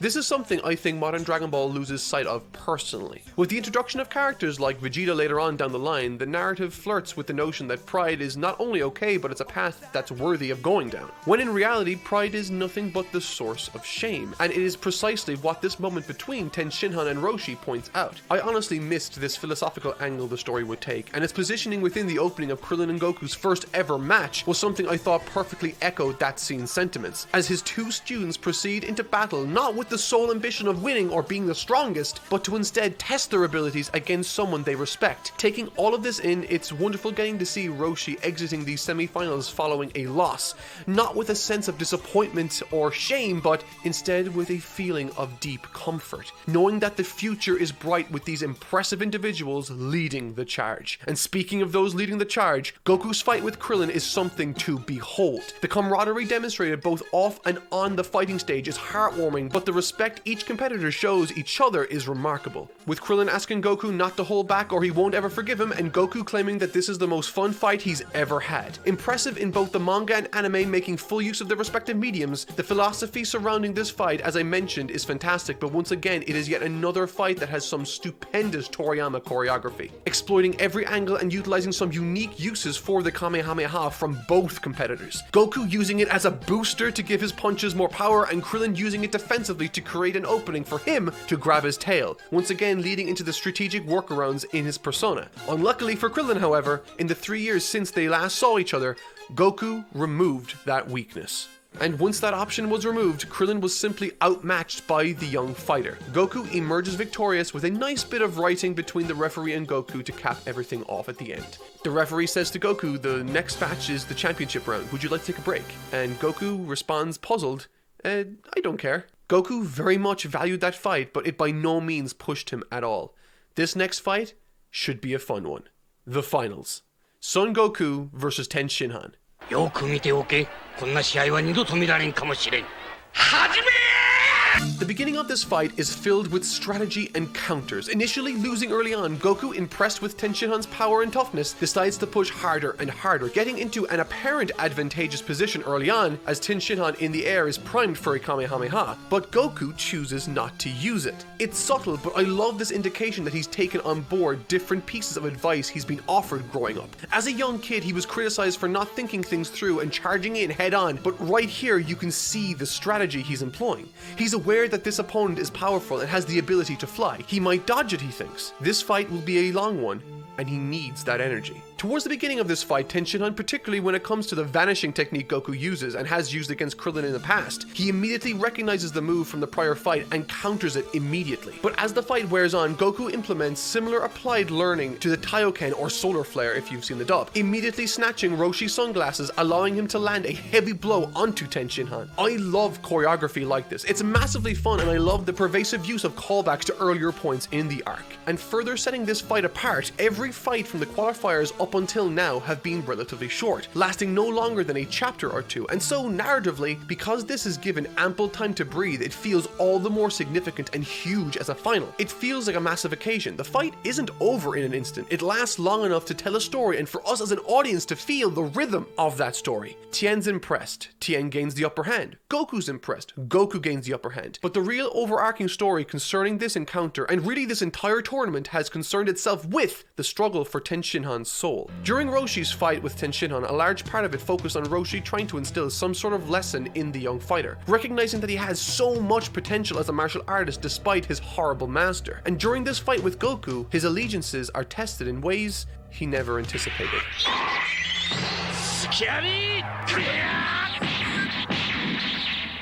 This is an important moment, not simply because it finally creates a moment for Ten Shinhan to distance himself from the Crane School, but instead because it sets in motion a trend whereby the villains secure their own downfall. Personally, I love this narrative choice, and it is by far and away my favorite narrative tool to dispose of villains, not just in Dragon Ball but the wider world. I first noticed this technique used in the film Tarzan as a child when Clayton, the story's villain, through his blind, hate-filled pursuit of Tarzan, inadvertently hangs himself despite Tarzan's greatest efforts to prevent him from doing so. It's a simple but massively effective tool that highlights the villain's flaws and amplifies the hero's virtues. And in Dragon Ball, later this technique will be used to bring about the downfall of the series' two most iconic villains. And right here in classic Dragon Ball, we see the impetus for this narrative technique. Master Crane demands that Ten Shinhan kill Goku, not understanding his pupil or the honor he wants to conduct this match with. And despite his screams for murder, death, and revenge, he gets a Kamehameha courtesy of Master Roshi,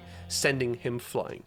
I love this scene. Following this, Tenshinhan brings to light techniques Goku could never have imagined, sprouting 2 additional arms, creating instances where Goku can't defend himself, but primed us as an audience for swerves like Goku using his tail as a 5th appendage to even the odds. This is such a fun and creative fight, and honestly, it pains me that we don't see more creative implementation of maneuverings in modern Dragon Ball fights. They offer so much entertainment, and to think that these are concepts or relics of a bygone era is honestly quite sad. Everyone nowadays wants their latest transformations or flashy beams, but back here, we had legitimate strategy using moves never before seen in the story. It makes the world feel so incredibly colorful. That is until the climax to this fight.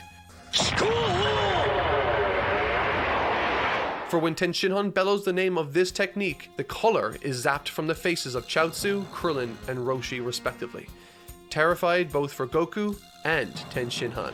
There are so many ups and downs to this fight. At this point, it's clearly the most intense in the series, made evident by the number of story beats and the fact that the stage has been disintegrated. But narrowly having escaped by jumping high into the air, Goku remains. Tenshinhan is drained, and Goku readies one last Kamehameha, the one he saved for such an occasion earlier in the conflict. But instead, knowing that Tenshinhan has an answer for that technique, as made evident in his prior encounters, Goku once again finds a creative use for the blast. Knowing that he can't fly fast enough to evade a blow propelled by the force of a Kamehameha, Goku launches himself like a rocket towards the weary fighter. They both hurtle towards the ground, and the first to touch down loses. Goku manages to expel just enough energy to put himself above Tenshinhan when... First reading this, I was stunned. Given the subject matter and philosophy of the prior World Tournament, it stood to reason that he would likely lose the 21st Tenkaichi Budōkai. I mean, come on, it was his first, and that was the lesson of the outing at the end of the day. But to lose it again for a second time at the finish line, I was stunned. Every fight leading up to this encounter had Goku like a powerhouse steamrolling through the competition, and to have him lose here, albeit in a questionable manner, was stunning for me to read first time through. The fight was incredible. It had some interesting narrative choices and was the single best visual fight Toriyama had produced to date in my estimation, but, somewhat remarkably, this arc wouldn't be remembered for this fight, but instead remembered for its aftermath. 私、はるばる東の村からやってまいりました。クリリンと申します。お前なんてもパチンコの玉みたい。過酷。あんなやつ大した。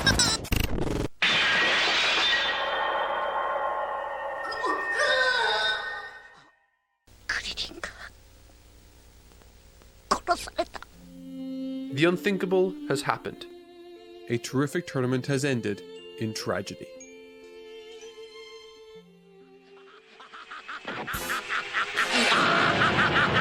The stakes have never been higher and the tone so dark. Everyone, it's time. Let's defeat Piccolo and save the world.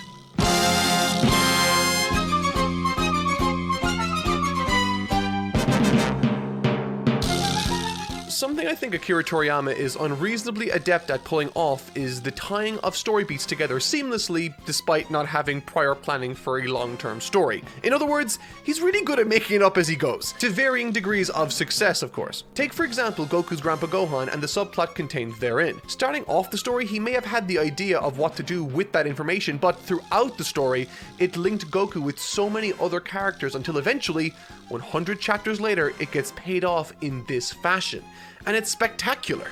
At the best of times, Dragon Ball can give the impression of a well-conceived and thoughtfully mapped-out story set in rich and vibrant worlds populated by wonderful characters. But in the first chapter of the King Piccolo arc, chapter 135, we see a perfect case study demonstrating the advantages and disadvantages of this very narrative approach, which haunts the foundations of this arc. Introduced during the Fortuneteller Baba material is this line, and with it a sense of foreboding prophecy. Similar to the other events in the narrative, this piece of dialogue acts as a loose piece of exposition meant to establish the idea that Goku will one day save the world from a great evil. And following the 22nd Tenkaichi Budōkai, observant fans like you might notice that this event being set up right here perfectly fits that premonition's vague outline while also nicely coinciding with the climax of Master Roshi's contribution to the series, setting him up for something significant to contribute to this arc also.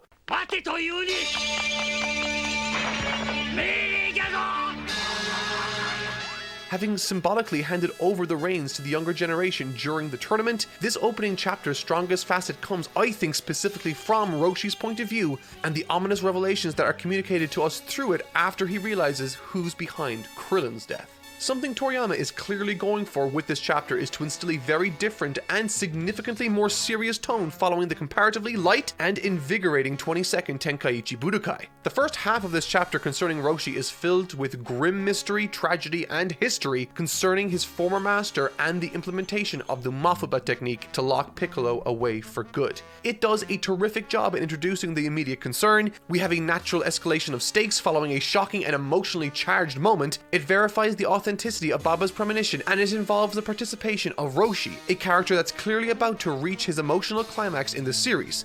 It's stupendous.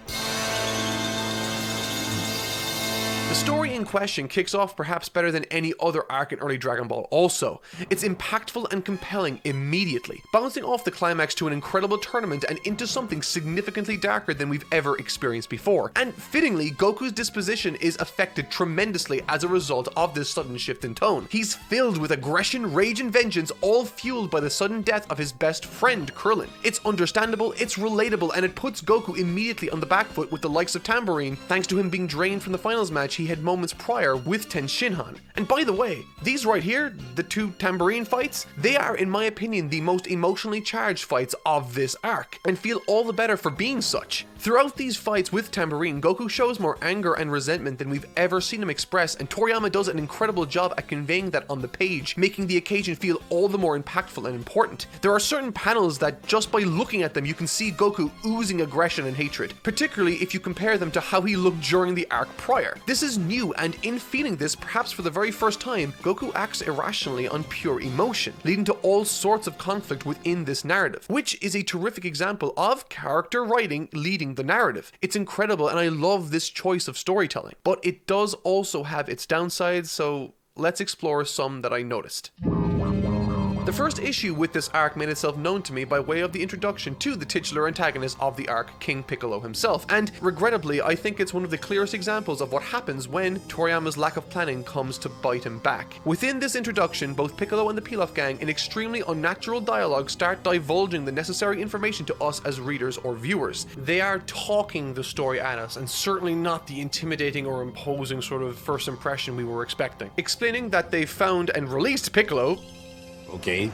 and that's never explained, which is rather unfortunate and transparent considering the Pilaf gang play virtually no role in the story outside of acting as a plot device that allows Piccolo to get up to date and speed with the present day's activities. Following the visceral, rich, and powerful display of emotion shown by Goku and Roshi moments prior, this scene lands entirely flat, totally sucking the air out of what should be an impressive and intimidating unveiling of the most powerful and evil character the series has ever seen.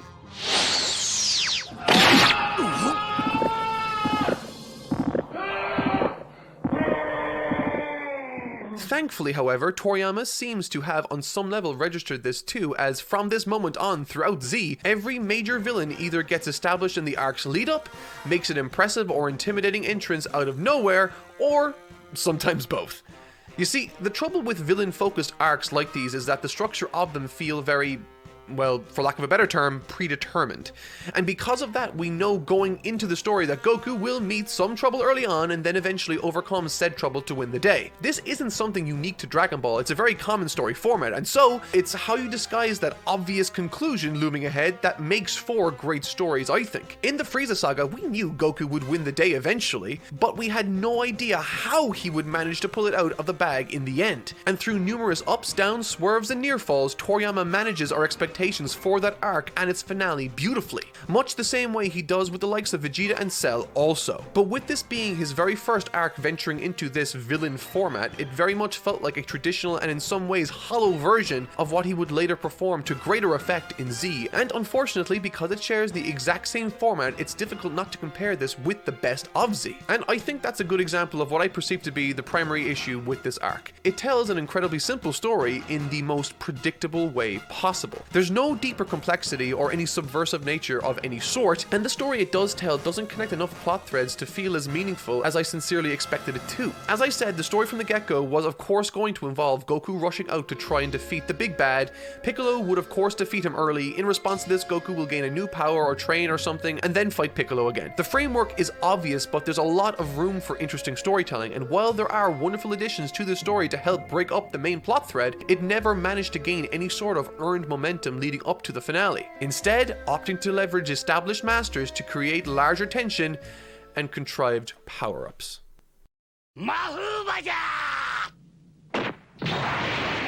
Throughout this retrospective review of the series, Roshi has been a character that's consistently blown me away time and time again, with not only how pervasive he is throughout the narrative, but how impactful he can be also. The prior two tournament arcs are elevated tremendously simply by his presence, and even his added commentary during Baba enhanced that experience also. But in this arc, his placement and contribution to the narrative feels a lot less impactful than I was anticipating it to be. Now, it's important for me at this point to highlight a distinction in what I'm saying. I did not expect him to play a pivotal role in the downfall of Piccolo directly. In fact, given the prevailing narrative throughout, I fully expected this to fall on the younger generation, with this effectively being his passing of the torch once he fails to eventually stop Piccolo, which I still feel is one of the strongest points of this arc, by the way. And yet, despite enjoying the history offered by Roshi at the beginning and his speech following his failure to defeat Piccolo, I felt as though something key was lacking. There was a considerable amount of time early on dedicated to explaining the history of and exploring the risks surrounding the Mafuba technique. In this story, we've seen glimpses into Roshi's past through individuals remarking on his legacy like Yamcha, those at the Tenkaichi Budōkai talking about him, and even Korin when he would speak of Roshi's time spent with him. And when we finally get to see a flashback into Roshi's time spent training as a young man under his mentor, we learn of the technique, the Mafuba, a move that thematically represents the passing of the torch to the next generation, a move he learned from his master and one Roshi eventually passes on to Tenshinhan when he tries to master it in time to make a difference. It's a wonderful technique that ties into the villain, and it's thematically consistent with what Roshi represents in this series, the adoption of responsibility. It's perfect. But it plays little to no role in the wider arc. Maybe it's because it doesn't make for an impactful or impressive finish to the final battle, but it's the failure of the Mafuba, a technique that represents inheritance in the series, which highlights for me the weakness of this arc. It doesn't feel like it's connected its plot threads to tell a greater story. Nothing Roshi does contributes to the ending of this arc besides putting Tenshinhan to sleep with sleeping gas he for some reason has in his possession, and maybe providing greater motivation for Goku after his death. I personally found both Roshi and Goku's response to the news of Krillin's death and Piccolo's influence to be really interesting. Roshi pretty much embodied fear and restraint, while Goku represents naive impulsivity and unrestrained anger. He snaps at Goku during the beginning of this material, ordering him not to charge in emotional and totally exhausted. And this was something I thought could have made for a nice point of connection or contention between Goku and Roshi in this story, but instead, this is the last time they share the screen together, and it's at the beginning of the arc. And not just that, Goku almost makes the exact same mistake again when he realizes Roshi and Chaozu were killed by Piccolo. Only this time, with no intervention and without any reason really, he stops when Korin asks him to. I thought the means with which Goku's emotions were used in the wider arc were, in a word, less than ideal, and that despite the clunky nature the villain of the arc was introduced with, he still had a phenomenal showing against Goku one-on-one, setting the stage for what could become one of, if not the most emotionally resonant conflicts of the series to date, eclipsing what Goku might have felt avenging Krillin's death. And the moment this arc nosedives for me personally comes during this scene with Korin. After being beaten to within an inch of death courtesy of King Piccolo, Yajirobe carries Goku to the top of Korin Tower for a senzu bean and training. This was a great choice, I thought. It included pre-established settings and persons to further the story, making the world feel lived in. But when Goku hears that Piccolo killed both Roshi and Chaozu, he also gets seriously angry while atop Korin Tower. This was something I thought would have made sense to be a significant moment. One that could have given this arc some sort of narrative cohesion, connecting all of the characters together. Roshi might very well have lived had Goku restrained himself appropriately within this arc, but this facet is never addressed. Roshi dies because he believes that he needs to do something. He's left to take action in a way he definitely didn't want to have to do, and in a way Goku, in his naive and emotional outburst at the beginning, is connected to that happening. But that point is never developed on or explored within this arc. Instead, Goku manages to restrain himself in time to listen to Korin, and because of this it felt significantly less weighty than it otherwise stood to be in my opinion. And once he does restrain himself, the story cascades into a battle made possible thanks to a convoluted and, I might even argue, lazy power-up. There might be a connection made thematically between this risk Goku was willing to take in drinking this poison water and the risk Roshi took with the Mafaba, but really that feels a little forced and somewhat of a stretch to me. And so, all in all, going into this final battle, despite the stakes never being higher and the consequences of the events never yielding a higher body count, with everyone's fate left in an uncertain tizzy thanks to the destruction of the Dragon Balls, I couldn't help but feel that something was lacking going into the final fight. And once that fight does get underway, the bad and the brilliant of this arc are clear as day. Goku versus King Piccolo. I think this arc as well as this fight have a lot of upsides. The artwork is incredible throughout. It incorporates secondary characters to some extent like Tenshinhan and Yajirobe, who is just a treasure that needs to be preserved. I swear, the time he spent with Goku in the forest is always a joy to read through. The two characters are strangely similar in a lot of ways and different in others, making for this surprisingly effective fraternal relationship. But yes, it has a lot of upsides, and I'm sure it's most definitely the favorite fight of many of you watching right now. And I think that's great. I can't take that away from you, but for me, unlike the rest of this review series where I've been pleasantly surprised by how well all of this holds up, this fight fell a little flat for me. I started this review by highlighting the fact that Akira Toriyama famously and notoriously likes to take a more relaxed approach when writing his stories. Sometimes this works out tremendously, but sometimes it yields a series of choices that feel immensely contrived. For instance, let's take a look at what's needed to happen in order to get to this fight with Piccolo in the first place. And bear in mind, I am being a little nitpicky here, but it's just to prove a greater point. Number 1. Piccolo was released and we have no idea how the Pilaf gang knew or how they managed to achieve this. Where did they find the rice cooker housing him? How could they possibly make this happen? All of these questions are simply hand-waved away in the opening chapters. Number 2. The first fight Goku has with old Piccolo in the woods alongside Yajirobe is preposterously fortuitous for the young monkey boy. The only reason Goku survives is due to his heart stopping at the exact moment Piccolo checks to see if he's alive. And as soon as Piccolo leaves, suddenly Goku comes back to life.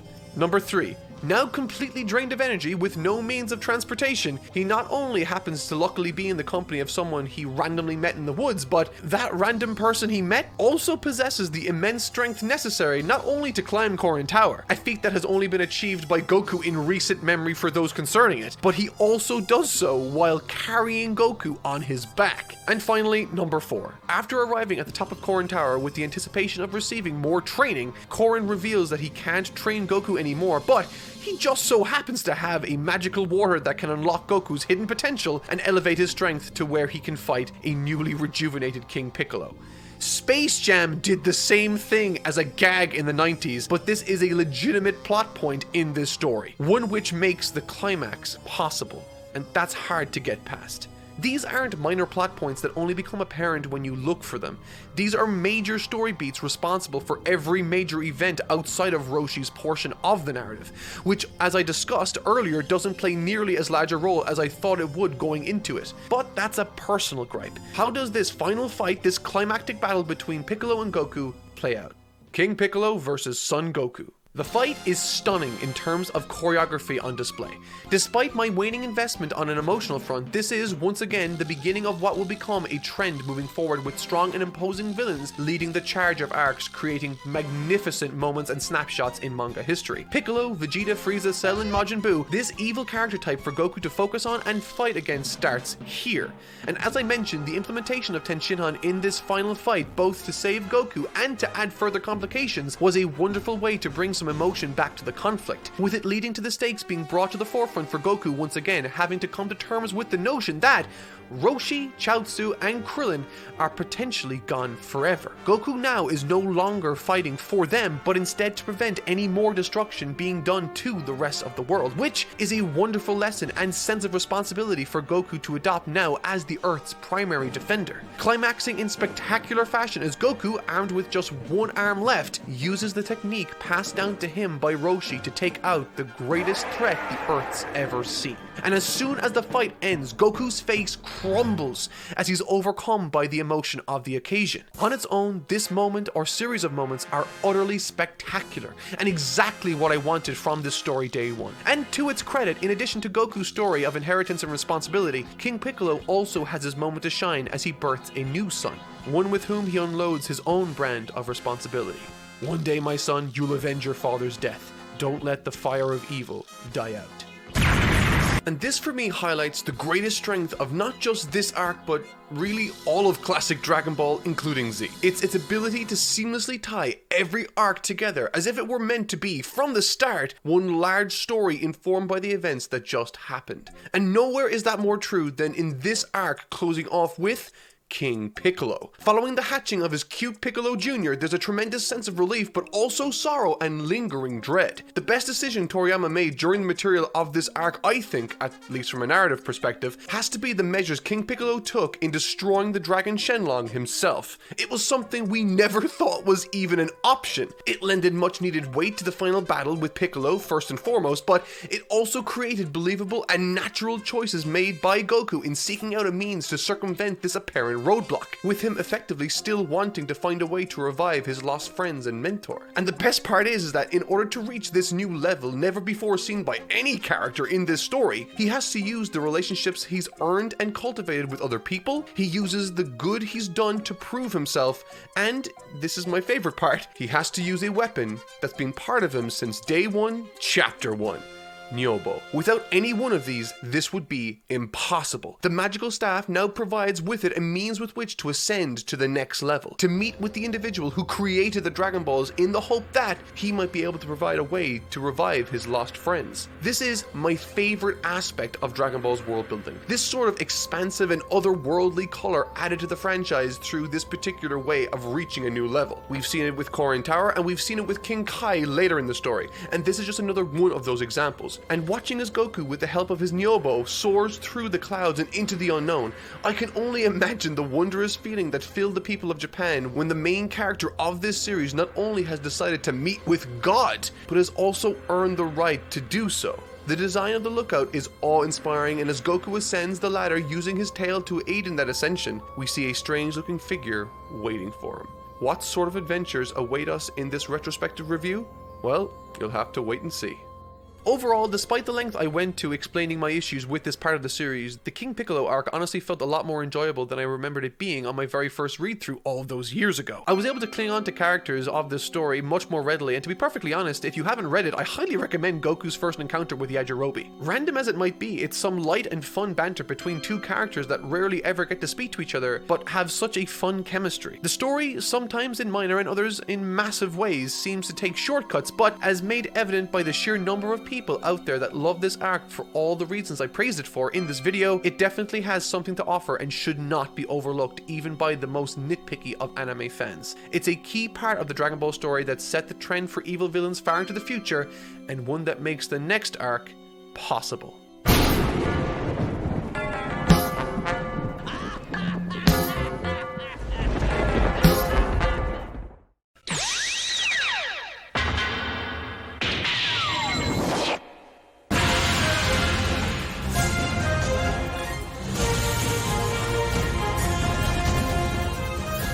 Last week when I covered the King Piccolo saga and described it as Akira Toriyama's first significant dive into villain-driven narratives, prior to that effort, the closest we got to stories surrounding big bads came in the form of the Red Ribbon Army and Tao Pai Pai, neither of which were necessarily the focus of the arc for extended periods of time, with the other arcs in the series outside of that centered around the World Tournament format stealing the show every single time, and with good reason. They're amazing. But that's what makes this arc I'm discussing today so brilliant and standout in this early early Dragon Ball material. Not only does this arc learn from and build upon the mistakes and narrative beats in the last arc, but it manages to deliver one of the best villain-driven stories while also being the single best world tournament in the entire series. In essence, this arc is the culmination of everything that came before it. Training with Kami. This introduction between Popo and Goku was honestly too iconic an opportunity to pass up, so I decided to reach out to my good friends Kaiser Neko, Lani Pator, and Masako X to help me introduce this special character. Oh wow, this is the highest up I've ever been! Grandpa did tell me God lived in the clouds. Oh heck, does that mean I'm in heaven? I wonder if I'll run into him again. Are you God? Not the one you're looking for. Oh, well, could you point me to him, Mr. Popo. Mr. Popo. Could you point me to him, Mr. Popo? I could. But first, you must undergo Popo's training. Training? I love training! Good. Then let us establish the pecking order. Oh, I love chicken!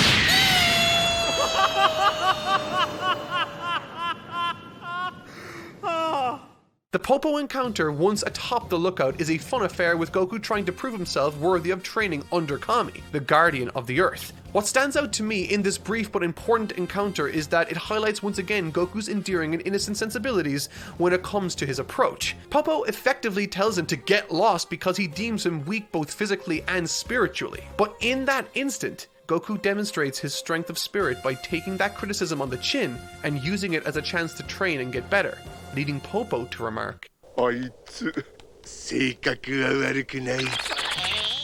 through that character-driven choice made by Goku, we learn more about the lookout and what makes it a special place to train. ここはものすごく高い空の上にある。空気が薄い。お前たち人間にはきつい。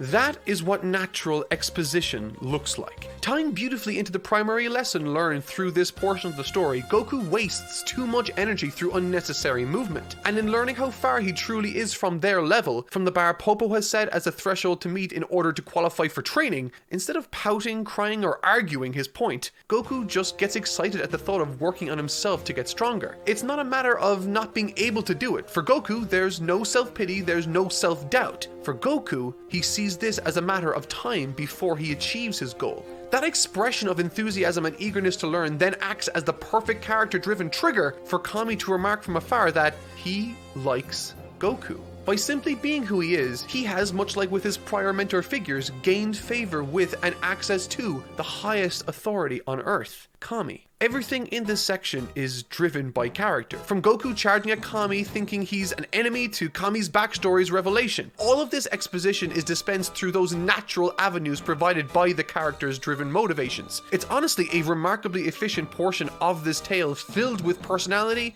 philosophy, and lore. 3年間みっちり修行をして今度こそ確実にピッコロを倒すのだ。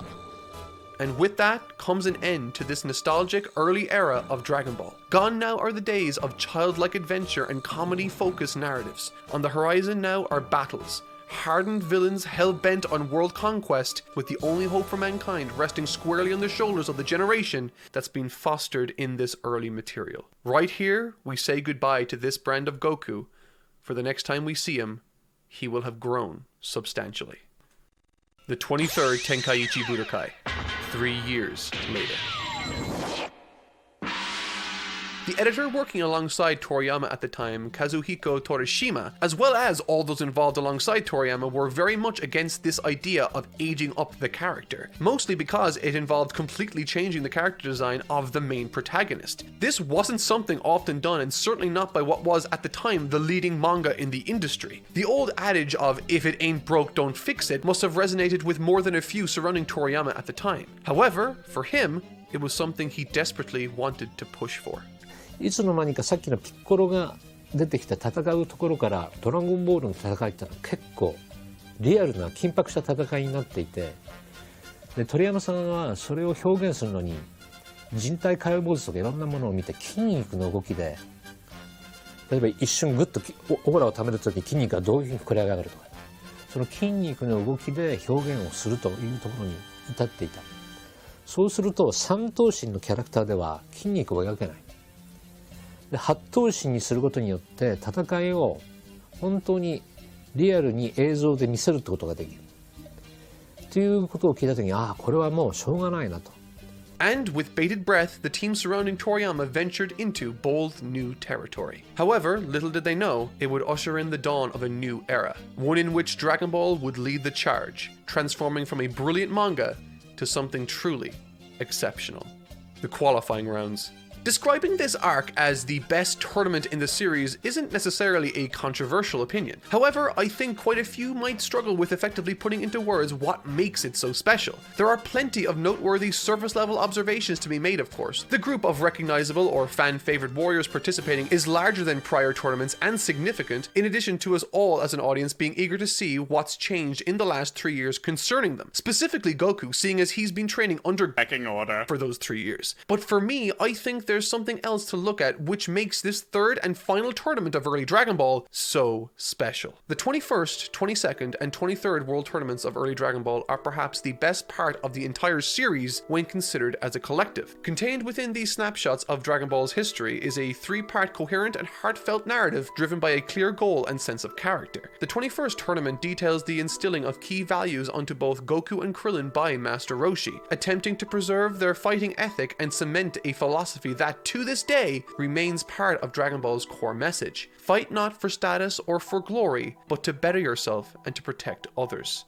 It's elegant and it's a resilient philosophy. The 22nd tournament then contends with the natural progression or evolution of that very idea. Seen through the lens of a mentor basking in the twilight of his martial arts career, both he and we as an audience discover the latent potential of this new generation rising up as Roshi finally concedes and passes the torch onto them. This idea then reaches its natural, emotional, and logical conclusion at the 23rd World Tournament, wherein the new generation of warriors are tested not just against each other, but by their collective pasts, climaxing in a refined and, might I add, perfectly integrated main villain to cap off this era of Dragon Ball in a fashion never before seen to this level in the series.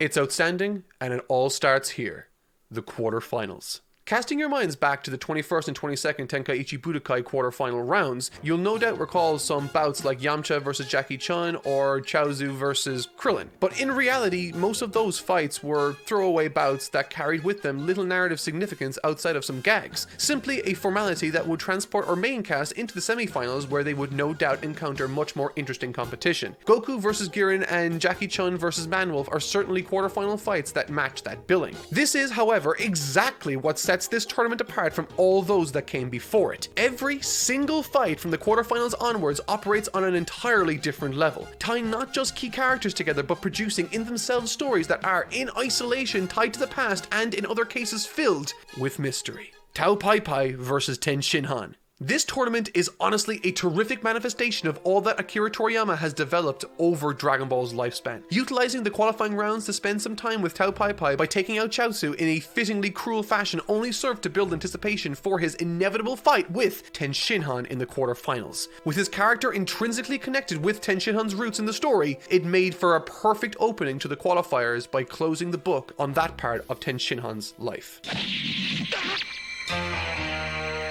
The story concerning this fight is effectively Tien coming face to face with his past, seeing it for what it truly was and moving forward from that. The tale of a promising young man led astray by the teachings of a ruthless mentor is as old as time itself. But when you house the climax to that very encounter in a tournament setting, you have for yourself the perfect recipe for a thrilling conclusion.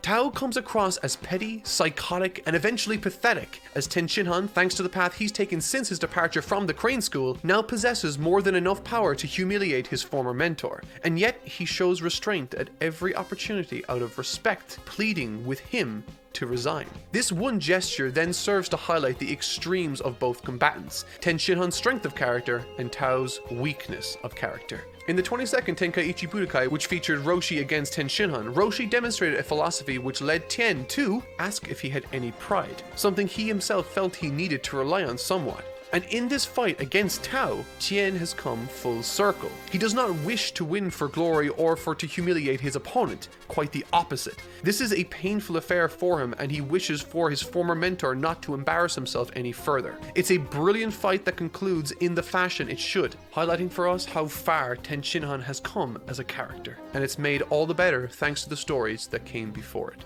Ten Shinhan advances to the semifinals.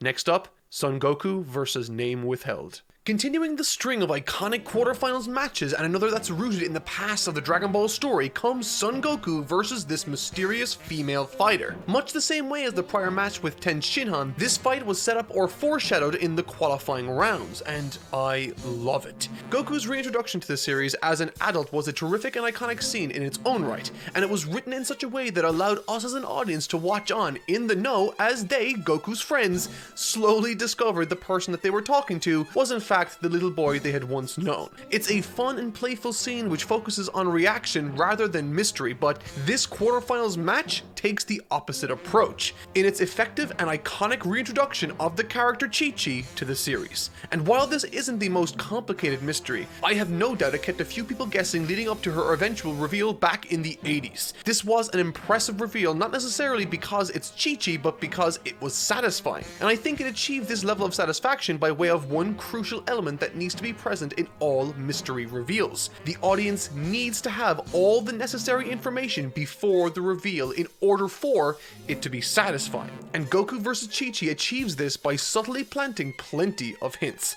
The first most obvious one is that of the quote promise she keeps speaking of that's gone unfulfilled and her being angry that Goku doesn't remember it. The second, however, I love the most because it's even more subtle. It's pointed out later in the arc closer to her actual reveal, but it's present long before then, and that is her accent.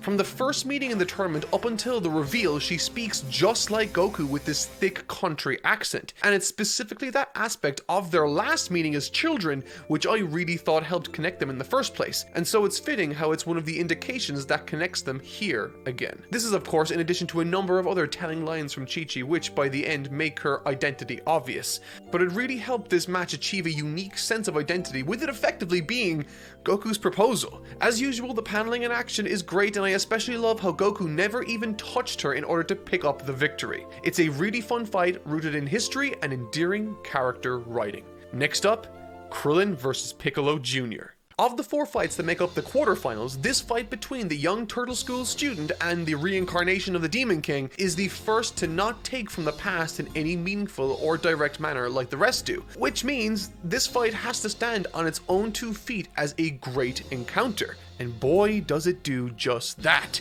Making up for the lack of history between these 2 characters, Akira Toriyama makes this fight one to remember through inspired choreography, near falls, and wonderfully creative combinations from the clear underdog, Krillin. And in my opinion, this is his best fight in the entire series, bar none. Something I thought was a nice touch with all of these quarterfinal matches was to have Goku, at least on some level, involved. Before the Ten Shinhan fight took place, Goku reassured everyone that Ten Shinhan had this in the bag and was much stronger than Tao, with him in the end being proven correct. In this fight, right from the top, Goku informs Krillin as to the strength of Piccolo and to go at him full power from the start. I thought this was a great choice as it builds the relationship between Goku and Krillin, with him effectively showing concern for his friend and lending advice, but it also helps to elevate Goku in our eyes. Establishing him as a man that can accurately evaluate people, it preps us as an audience for later when he makes more dramatic judgment calls. I really like this. The fight itself between Piccolo and Krillin is phenomenal. It's not the longest, but it does everything it can with the time it has, with the story of the match not necessarily concerning itself with can Krillin win, but instead, can Krillin prove Piccolo wrong? Right from the start, Piccolo called Krillin a quote, nothing. And in many ways, this assessment sort of rings true for us as an audience too. And going into this, we aren't sure if he can do so much as anything to Piccolo.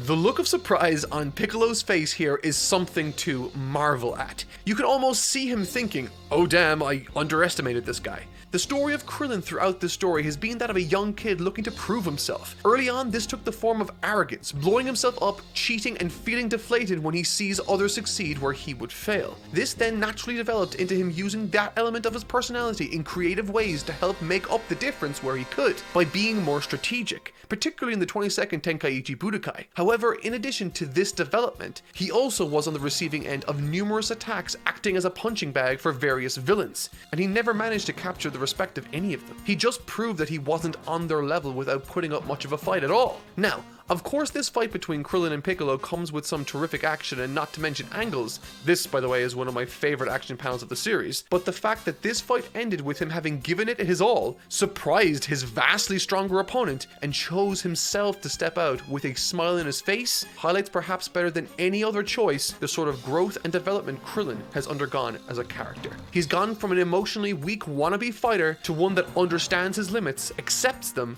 and works within those boundaries to do more than his vastly superior opponents ever might have expected, leading Piccolo to say, "I fear I won't be able to conquer this world so easily." Piccolo does come away with the win, but Krillin leaves with his respect. And next is the final fight of the quarterfinals, Shen versus Yamcha. What I would like to draw attention to in this fight is just how amazing Toriyama is as a writer when he's at his best. These quarterfinals all have a unique sense of identity, but they can be paired off thematically also. For instance, Tenshinhan vs. Tao is a unique fight with a specific tone, but it shares a theme with Goku's fight alongside Chi-Chi while being a mirror image of it. Tien's fight sees him confronting a familiar face from the past, forced to put him down because he refuses to yield. Goku's fight too saw him face off against a familiar face, but not one he remembers. Much the same as Tien, he doesn't want to hurt his opponent, and in the end, unlike Tenshinhan, doesn't. The differences are here, where Tien hopes to never see him again, cutting ties with Tao and that part of his life, and with Goku very literally tying the knot with Chi-Chi,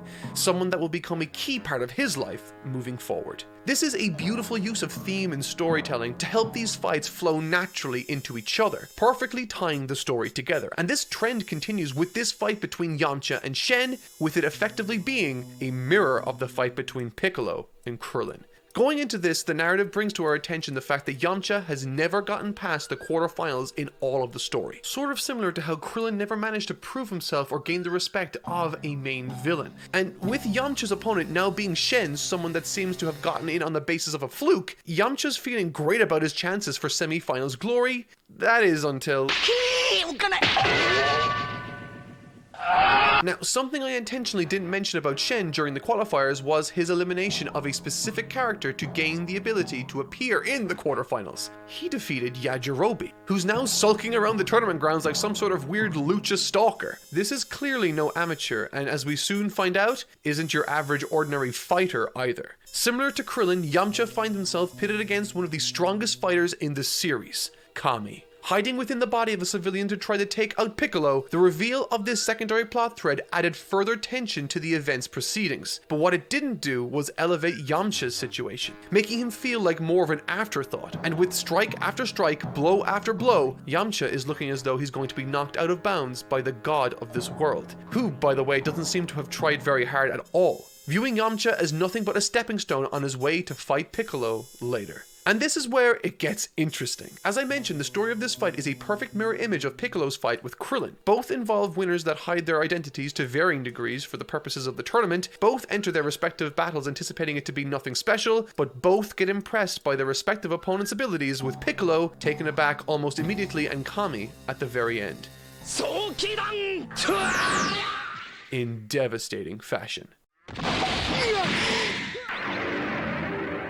If this isn't a jump out of your seat moment, I don't know what is. Much like the prior fight, these pages demonstrating the initial strike of Yamcha's energy ball and the subsequent counter by Kami exemplify perfectly what it is about Toriyama's paneling that I adore. There's such a powerful sense of movement, the pages almost feel kinetic, filled with life and flow. And in the end, revisiting these quarterfinals, I was honestly blown away by the level of quality present throughout. With the surprising level of thought having gone into the encounters, the themes present, and breakneck action paneling to rival any of the other tournament fights that came before it, and with the semi-finals now approaching, I think you can now appreciate why I think the 23rd Tenkaichi Budōkai is a contender for the very best arc the Dragon Ball series has ever produced. The semi-finals.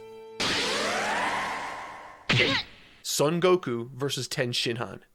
In fittingly grandiose fashion, the finals from the prior tournament are now acting as the semi-finals for this tournament. The last time these two faced off, it was close, but Ten Shinhan managed to squeak out a victory in the end to win the 22nd Tenkaichi Budōkai. So, how do things measure up now? Well, the entire fight, while great, at its core is there to show just how amazing Goku has become. And I think Ten Shinhan was the perfect candidate to bring that out of the character. Similar to the prior fights, the paneling is stellar with some really interesting angles and ideas experimented with. But for me, I think the largest contribution this fight made to the series was the introduction of weighted clothing in fights.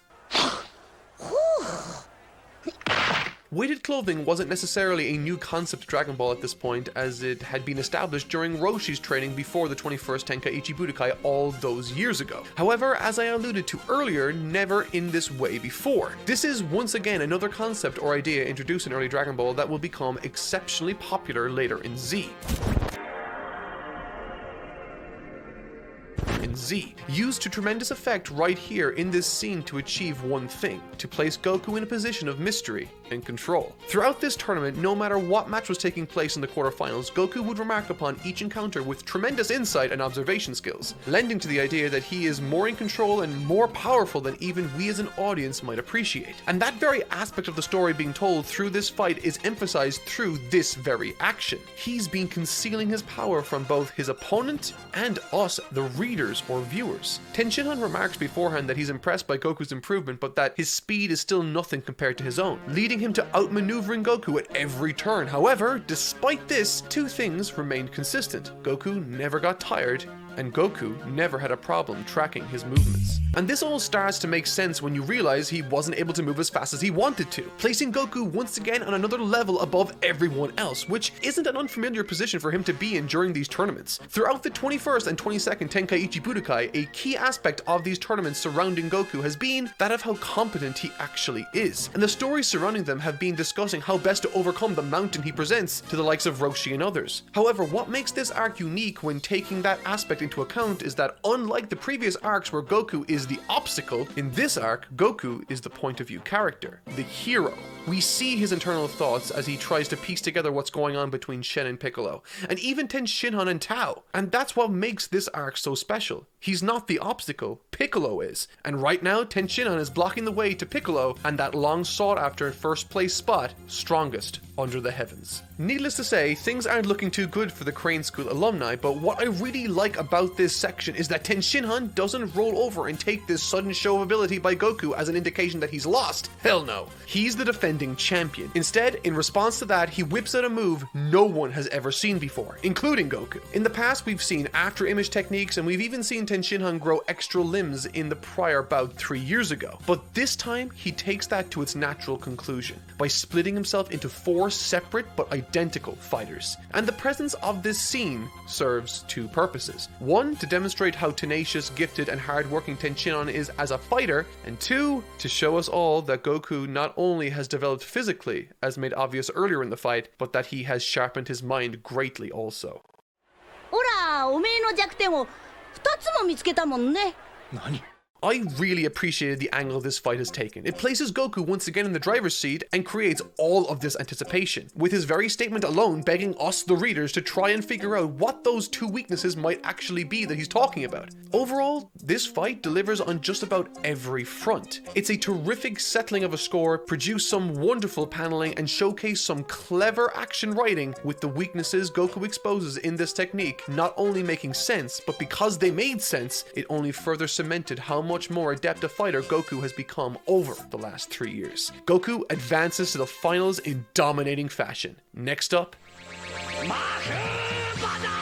Shen versus Piccolo Jr. With one match between 2 rivals now having reached its conclusion, we press onward to another between Kami inhabiting the body of a civilian named Shen versus the reincarnation of the Demon King, his other half, Piccolo Jr. And while it's one of the shortest semi-final matchups, its design is simple but immensely effective. These semi-finals, while interesting in their own right with some interesting action set pieces, were designed with the clear mission of establishing and building up the contestants of the final matchup above all else. With this fight against Shen used to outstanding effect in helping to elevate Piccolo higher than we ever could possibly have foreseen. Something you might have noticed during this review, however, is that despite having acknowledged Piccolo as the main villain of the arc, I've not done much in the way of speaking about him beyond his relationship to Kami, and that's with good reason. If you were to go back through the previous arc and this one to compare the two incarnations of their respective Piccolos, the King and the Reincarnation, you'd notice that while sharing some ideological similarities, they are markedly different. Piccolo Jr. throughout these contests seems to have shown some respect to his fellow competitors on some level. During numerous fights, either while watching or participating, Piccolo acknowledges the power and toughness of his opponents, going as far as to admit when he's been proven wrong. This isn't something King Piccolo would ever have done, with him at the first sign of resistance pushing back or losing his mind to blinding anger. However, when Piccolo is taken aback and shown resistance, he applies strategy and countermeasures. The fight itself is littered with some interesting back and forths with some telling pieces of dialogue and actions taken. It's an effective fight lending opportunity to develop Piccolo, raise the stakes of the event, and even, at times, elevates Goku in subtle ways. During the Shen vs Piccolo fight on the first page of chapter 181, after seeing the breakneck pace of the opening to this match, everyone is left stunned. Roshi, Krillin, Tenshinhan, Yamcha, everyone except for Goku. Without words, this helps him stand out from the crowd ahead of his match in the finals. And on the topic of the finals match, there's a brief but interesting back and forth between Kami and Goku right before he goes out to fight Piccolo in the semifinals. And within it, the pieces are set for Goku to become the character he will remain for quite some time into Z and beyond. Throughout this series, Goku has been a character that when faced with expectation and reality, shatters those expectations, innovating new ways around problems people never thought possible. At present, Kami doesn't think Goku has what it takes to do what he thinks he needs to kill Piccolo Jr., and Goku doesn't want to kill Piccolo, knowing it will in turn kill Kami. And there, my friends, lies the main problem of this arc. Piccolo has sealed Kami inside a vial and swallowed it, and now Goku is the only fighter remaining to protect the world from the wrath of this sinister individual. But if the last number of arcs, and indeed these last couple of fights, have taught us anything about Goku, it's that when he's backed up against a corner and given two options, he's the sort of character to grit his teeth, dig deep, and create a third, to find another way when no one else could. This is what I call a true hero's moment, and it's all coming to a head for the finals of the 23rd Tenkaichi Budōkai, the finals. Piccolo Jr. versus Son Goku. Of all the fights in Dragon Ball, none other better signal the rise of the younger generation more so than this right here. Goku, who surpassed his older master, and Piccolo, who's just dominated Kami. And it all comes to a head in the finals of the best tournament in the series. It's established early on that Goku is fighting with a self-imposed handicap. Well, okay, actually two. Not only does he want to defeat Piccolo, but he needs to protect the spectators surrounding him, and in addition to that, he still wants to win the tournament. All this time, as an audience, we've been focused on Piccolo and the threat he presents, overcoming him and freeing Kami. But Goku, he just might do it. Something of note also during this match is that the battle contains the inspiration for some of the most iconic moments and set pieces from Goku's fight with Vegeta. Take for example their beam struggle during the Gorge battle. It's iconic, but the exact same scene took place with the exact same framing in this battle with Piccolo. And if that wasn't enough, remember Goku's battle with Uzaru Vegeta? One massive difference between these two battles with giant opponents is how the scene serves Goku, or depicts him for lack of a better term. In the Vegeta fight, as many of you might remember, Goku is firmly on the back foot, which admittedly has its own benefits in it creating additional tension moving towards the climax. But in this Piccolo fight, the size disparity isn't used to overwhelm Goku, but to instead subvert the audience and prop Goku up and demonstrate how tough he is and how intelligent he can be. He openly refuses any help from anyone else like Tenshinhan or Krillin, citing it as grounds for disqualification, something he's actively trying to avoid while trying to defend himself against Piccolo. But perhaps most impressively, and what makes me prefer this version of this set piece more, is how Goku uses it to manipulate his opponent to create new solutions never before thought of. When Goku is faced with a hopeless situation, he will create a solution no one thought was possible. And he did so here. Not just with his strength, but with his strategy and intelligence. This is how you communicate to your reader or viewer that your character is strong, that he's a powerful individual. Not with big numbers or screaming, but showing us firsthand the effort and misdirection he forces Piccolo to work through. It's an impressive display, placing Goku on a pedestal alongside Piccolo. At this moment, it truly feels as though two demigods are duking it out, with no other living being even remotely coming close. Demonstrating innovations on techniques I didn't even know I wanted, like firing the Kamehameha with his feet, allowing him to free up his hands for a punch. It's incredible, the creativity on display here. And despite everything that's on the line, time and again, he's forced to deny the help of anyone that interferes. Now, while a great and impressive part of this story concerns itself with Goku overcoming the odds and managing to unleash more and more ability and power his friends never thought he had, the other half of this battle is supplied by Piccolo, who in turn shows his own brand of toughness and grit to push through. Whether that be the strength he demonstrates, the techniques he amazes us with, or the secret abilities of his race, it seems this character can create his own alternative options when all others are taken off the table. And this tough, tenacious dynamic Piccolo brings to the table for Goku brings out the best in his character. Both need this victory. So much is hanging in the balance, and despite all of this, Goku still refuses to treat this like anything other than a tournament. And this moment, this right here, this is where Goku stole Piccolo's soul. It's in this moment Goku, steam rising off of him and clothes tattered after taking the very best Piccolo has to throw at him, remains standing upright before him, smiling. What an outrageously brilliant fight. After taking the absolute best this warrior has, Goku rallies himself one last time, and with fear in Piccolo's eyes, the young man sprints towards the would-be Demon King, landing a devastating elbow to his jaw. It's honestly difficult not to just sit back and commentate over all of this fight. The panels surrounding this section of the manga are some of the best in the series, and even our son Toyotaro himself took inspiration for his Dragon Ball Super manga. The poses are just incredibly dynamic. The layouts are incredible. The entire story of early Dragon Ball has centered around a specific philosophy.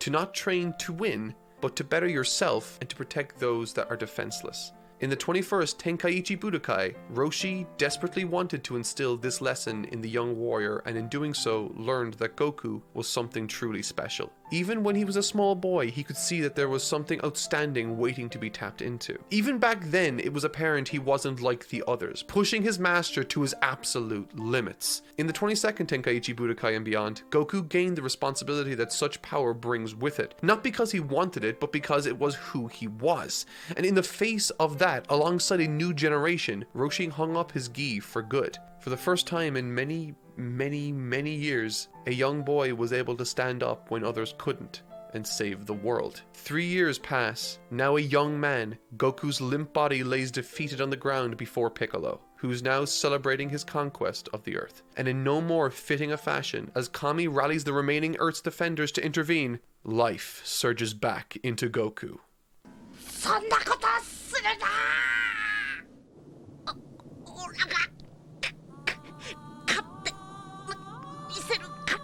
This is what makes Goku special.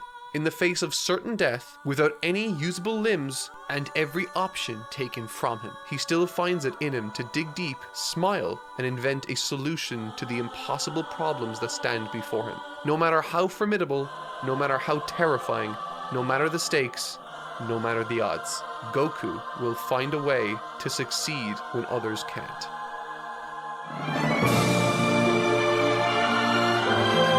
The winner of the 23rd Tenkaichi Budōkai is Son Goku. This arc, sandwiched between 2 time skips, contains more passion, skill, vision, and love than many other arcs in this series, and indeed many other stories I've ever read. I started this video series in the hopes that it would shed some light on why I loved this story so much, and I hope I've managed to introduce at least a few of you to what I consider to be one of the most underrated stories to have come out of Japan. This was a much needed, enjoyable trip down memory lane for me. I haven't had the best year and a half, but this story definitely has lifted my spirits in times when nothing else could. I thank you so much for taking the time out of your days to share it with me. I don't know what the future holds, but I'm excited and I hope I'll see you there. I'd also like to thank TFS for contributing to this video in the best of ways. They are some of the nicest, most accommodating individuals to work with, and you can find everything from their personal Twitters to their YouTube channels down below in the description.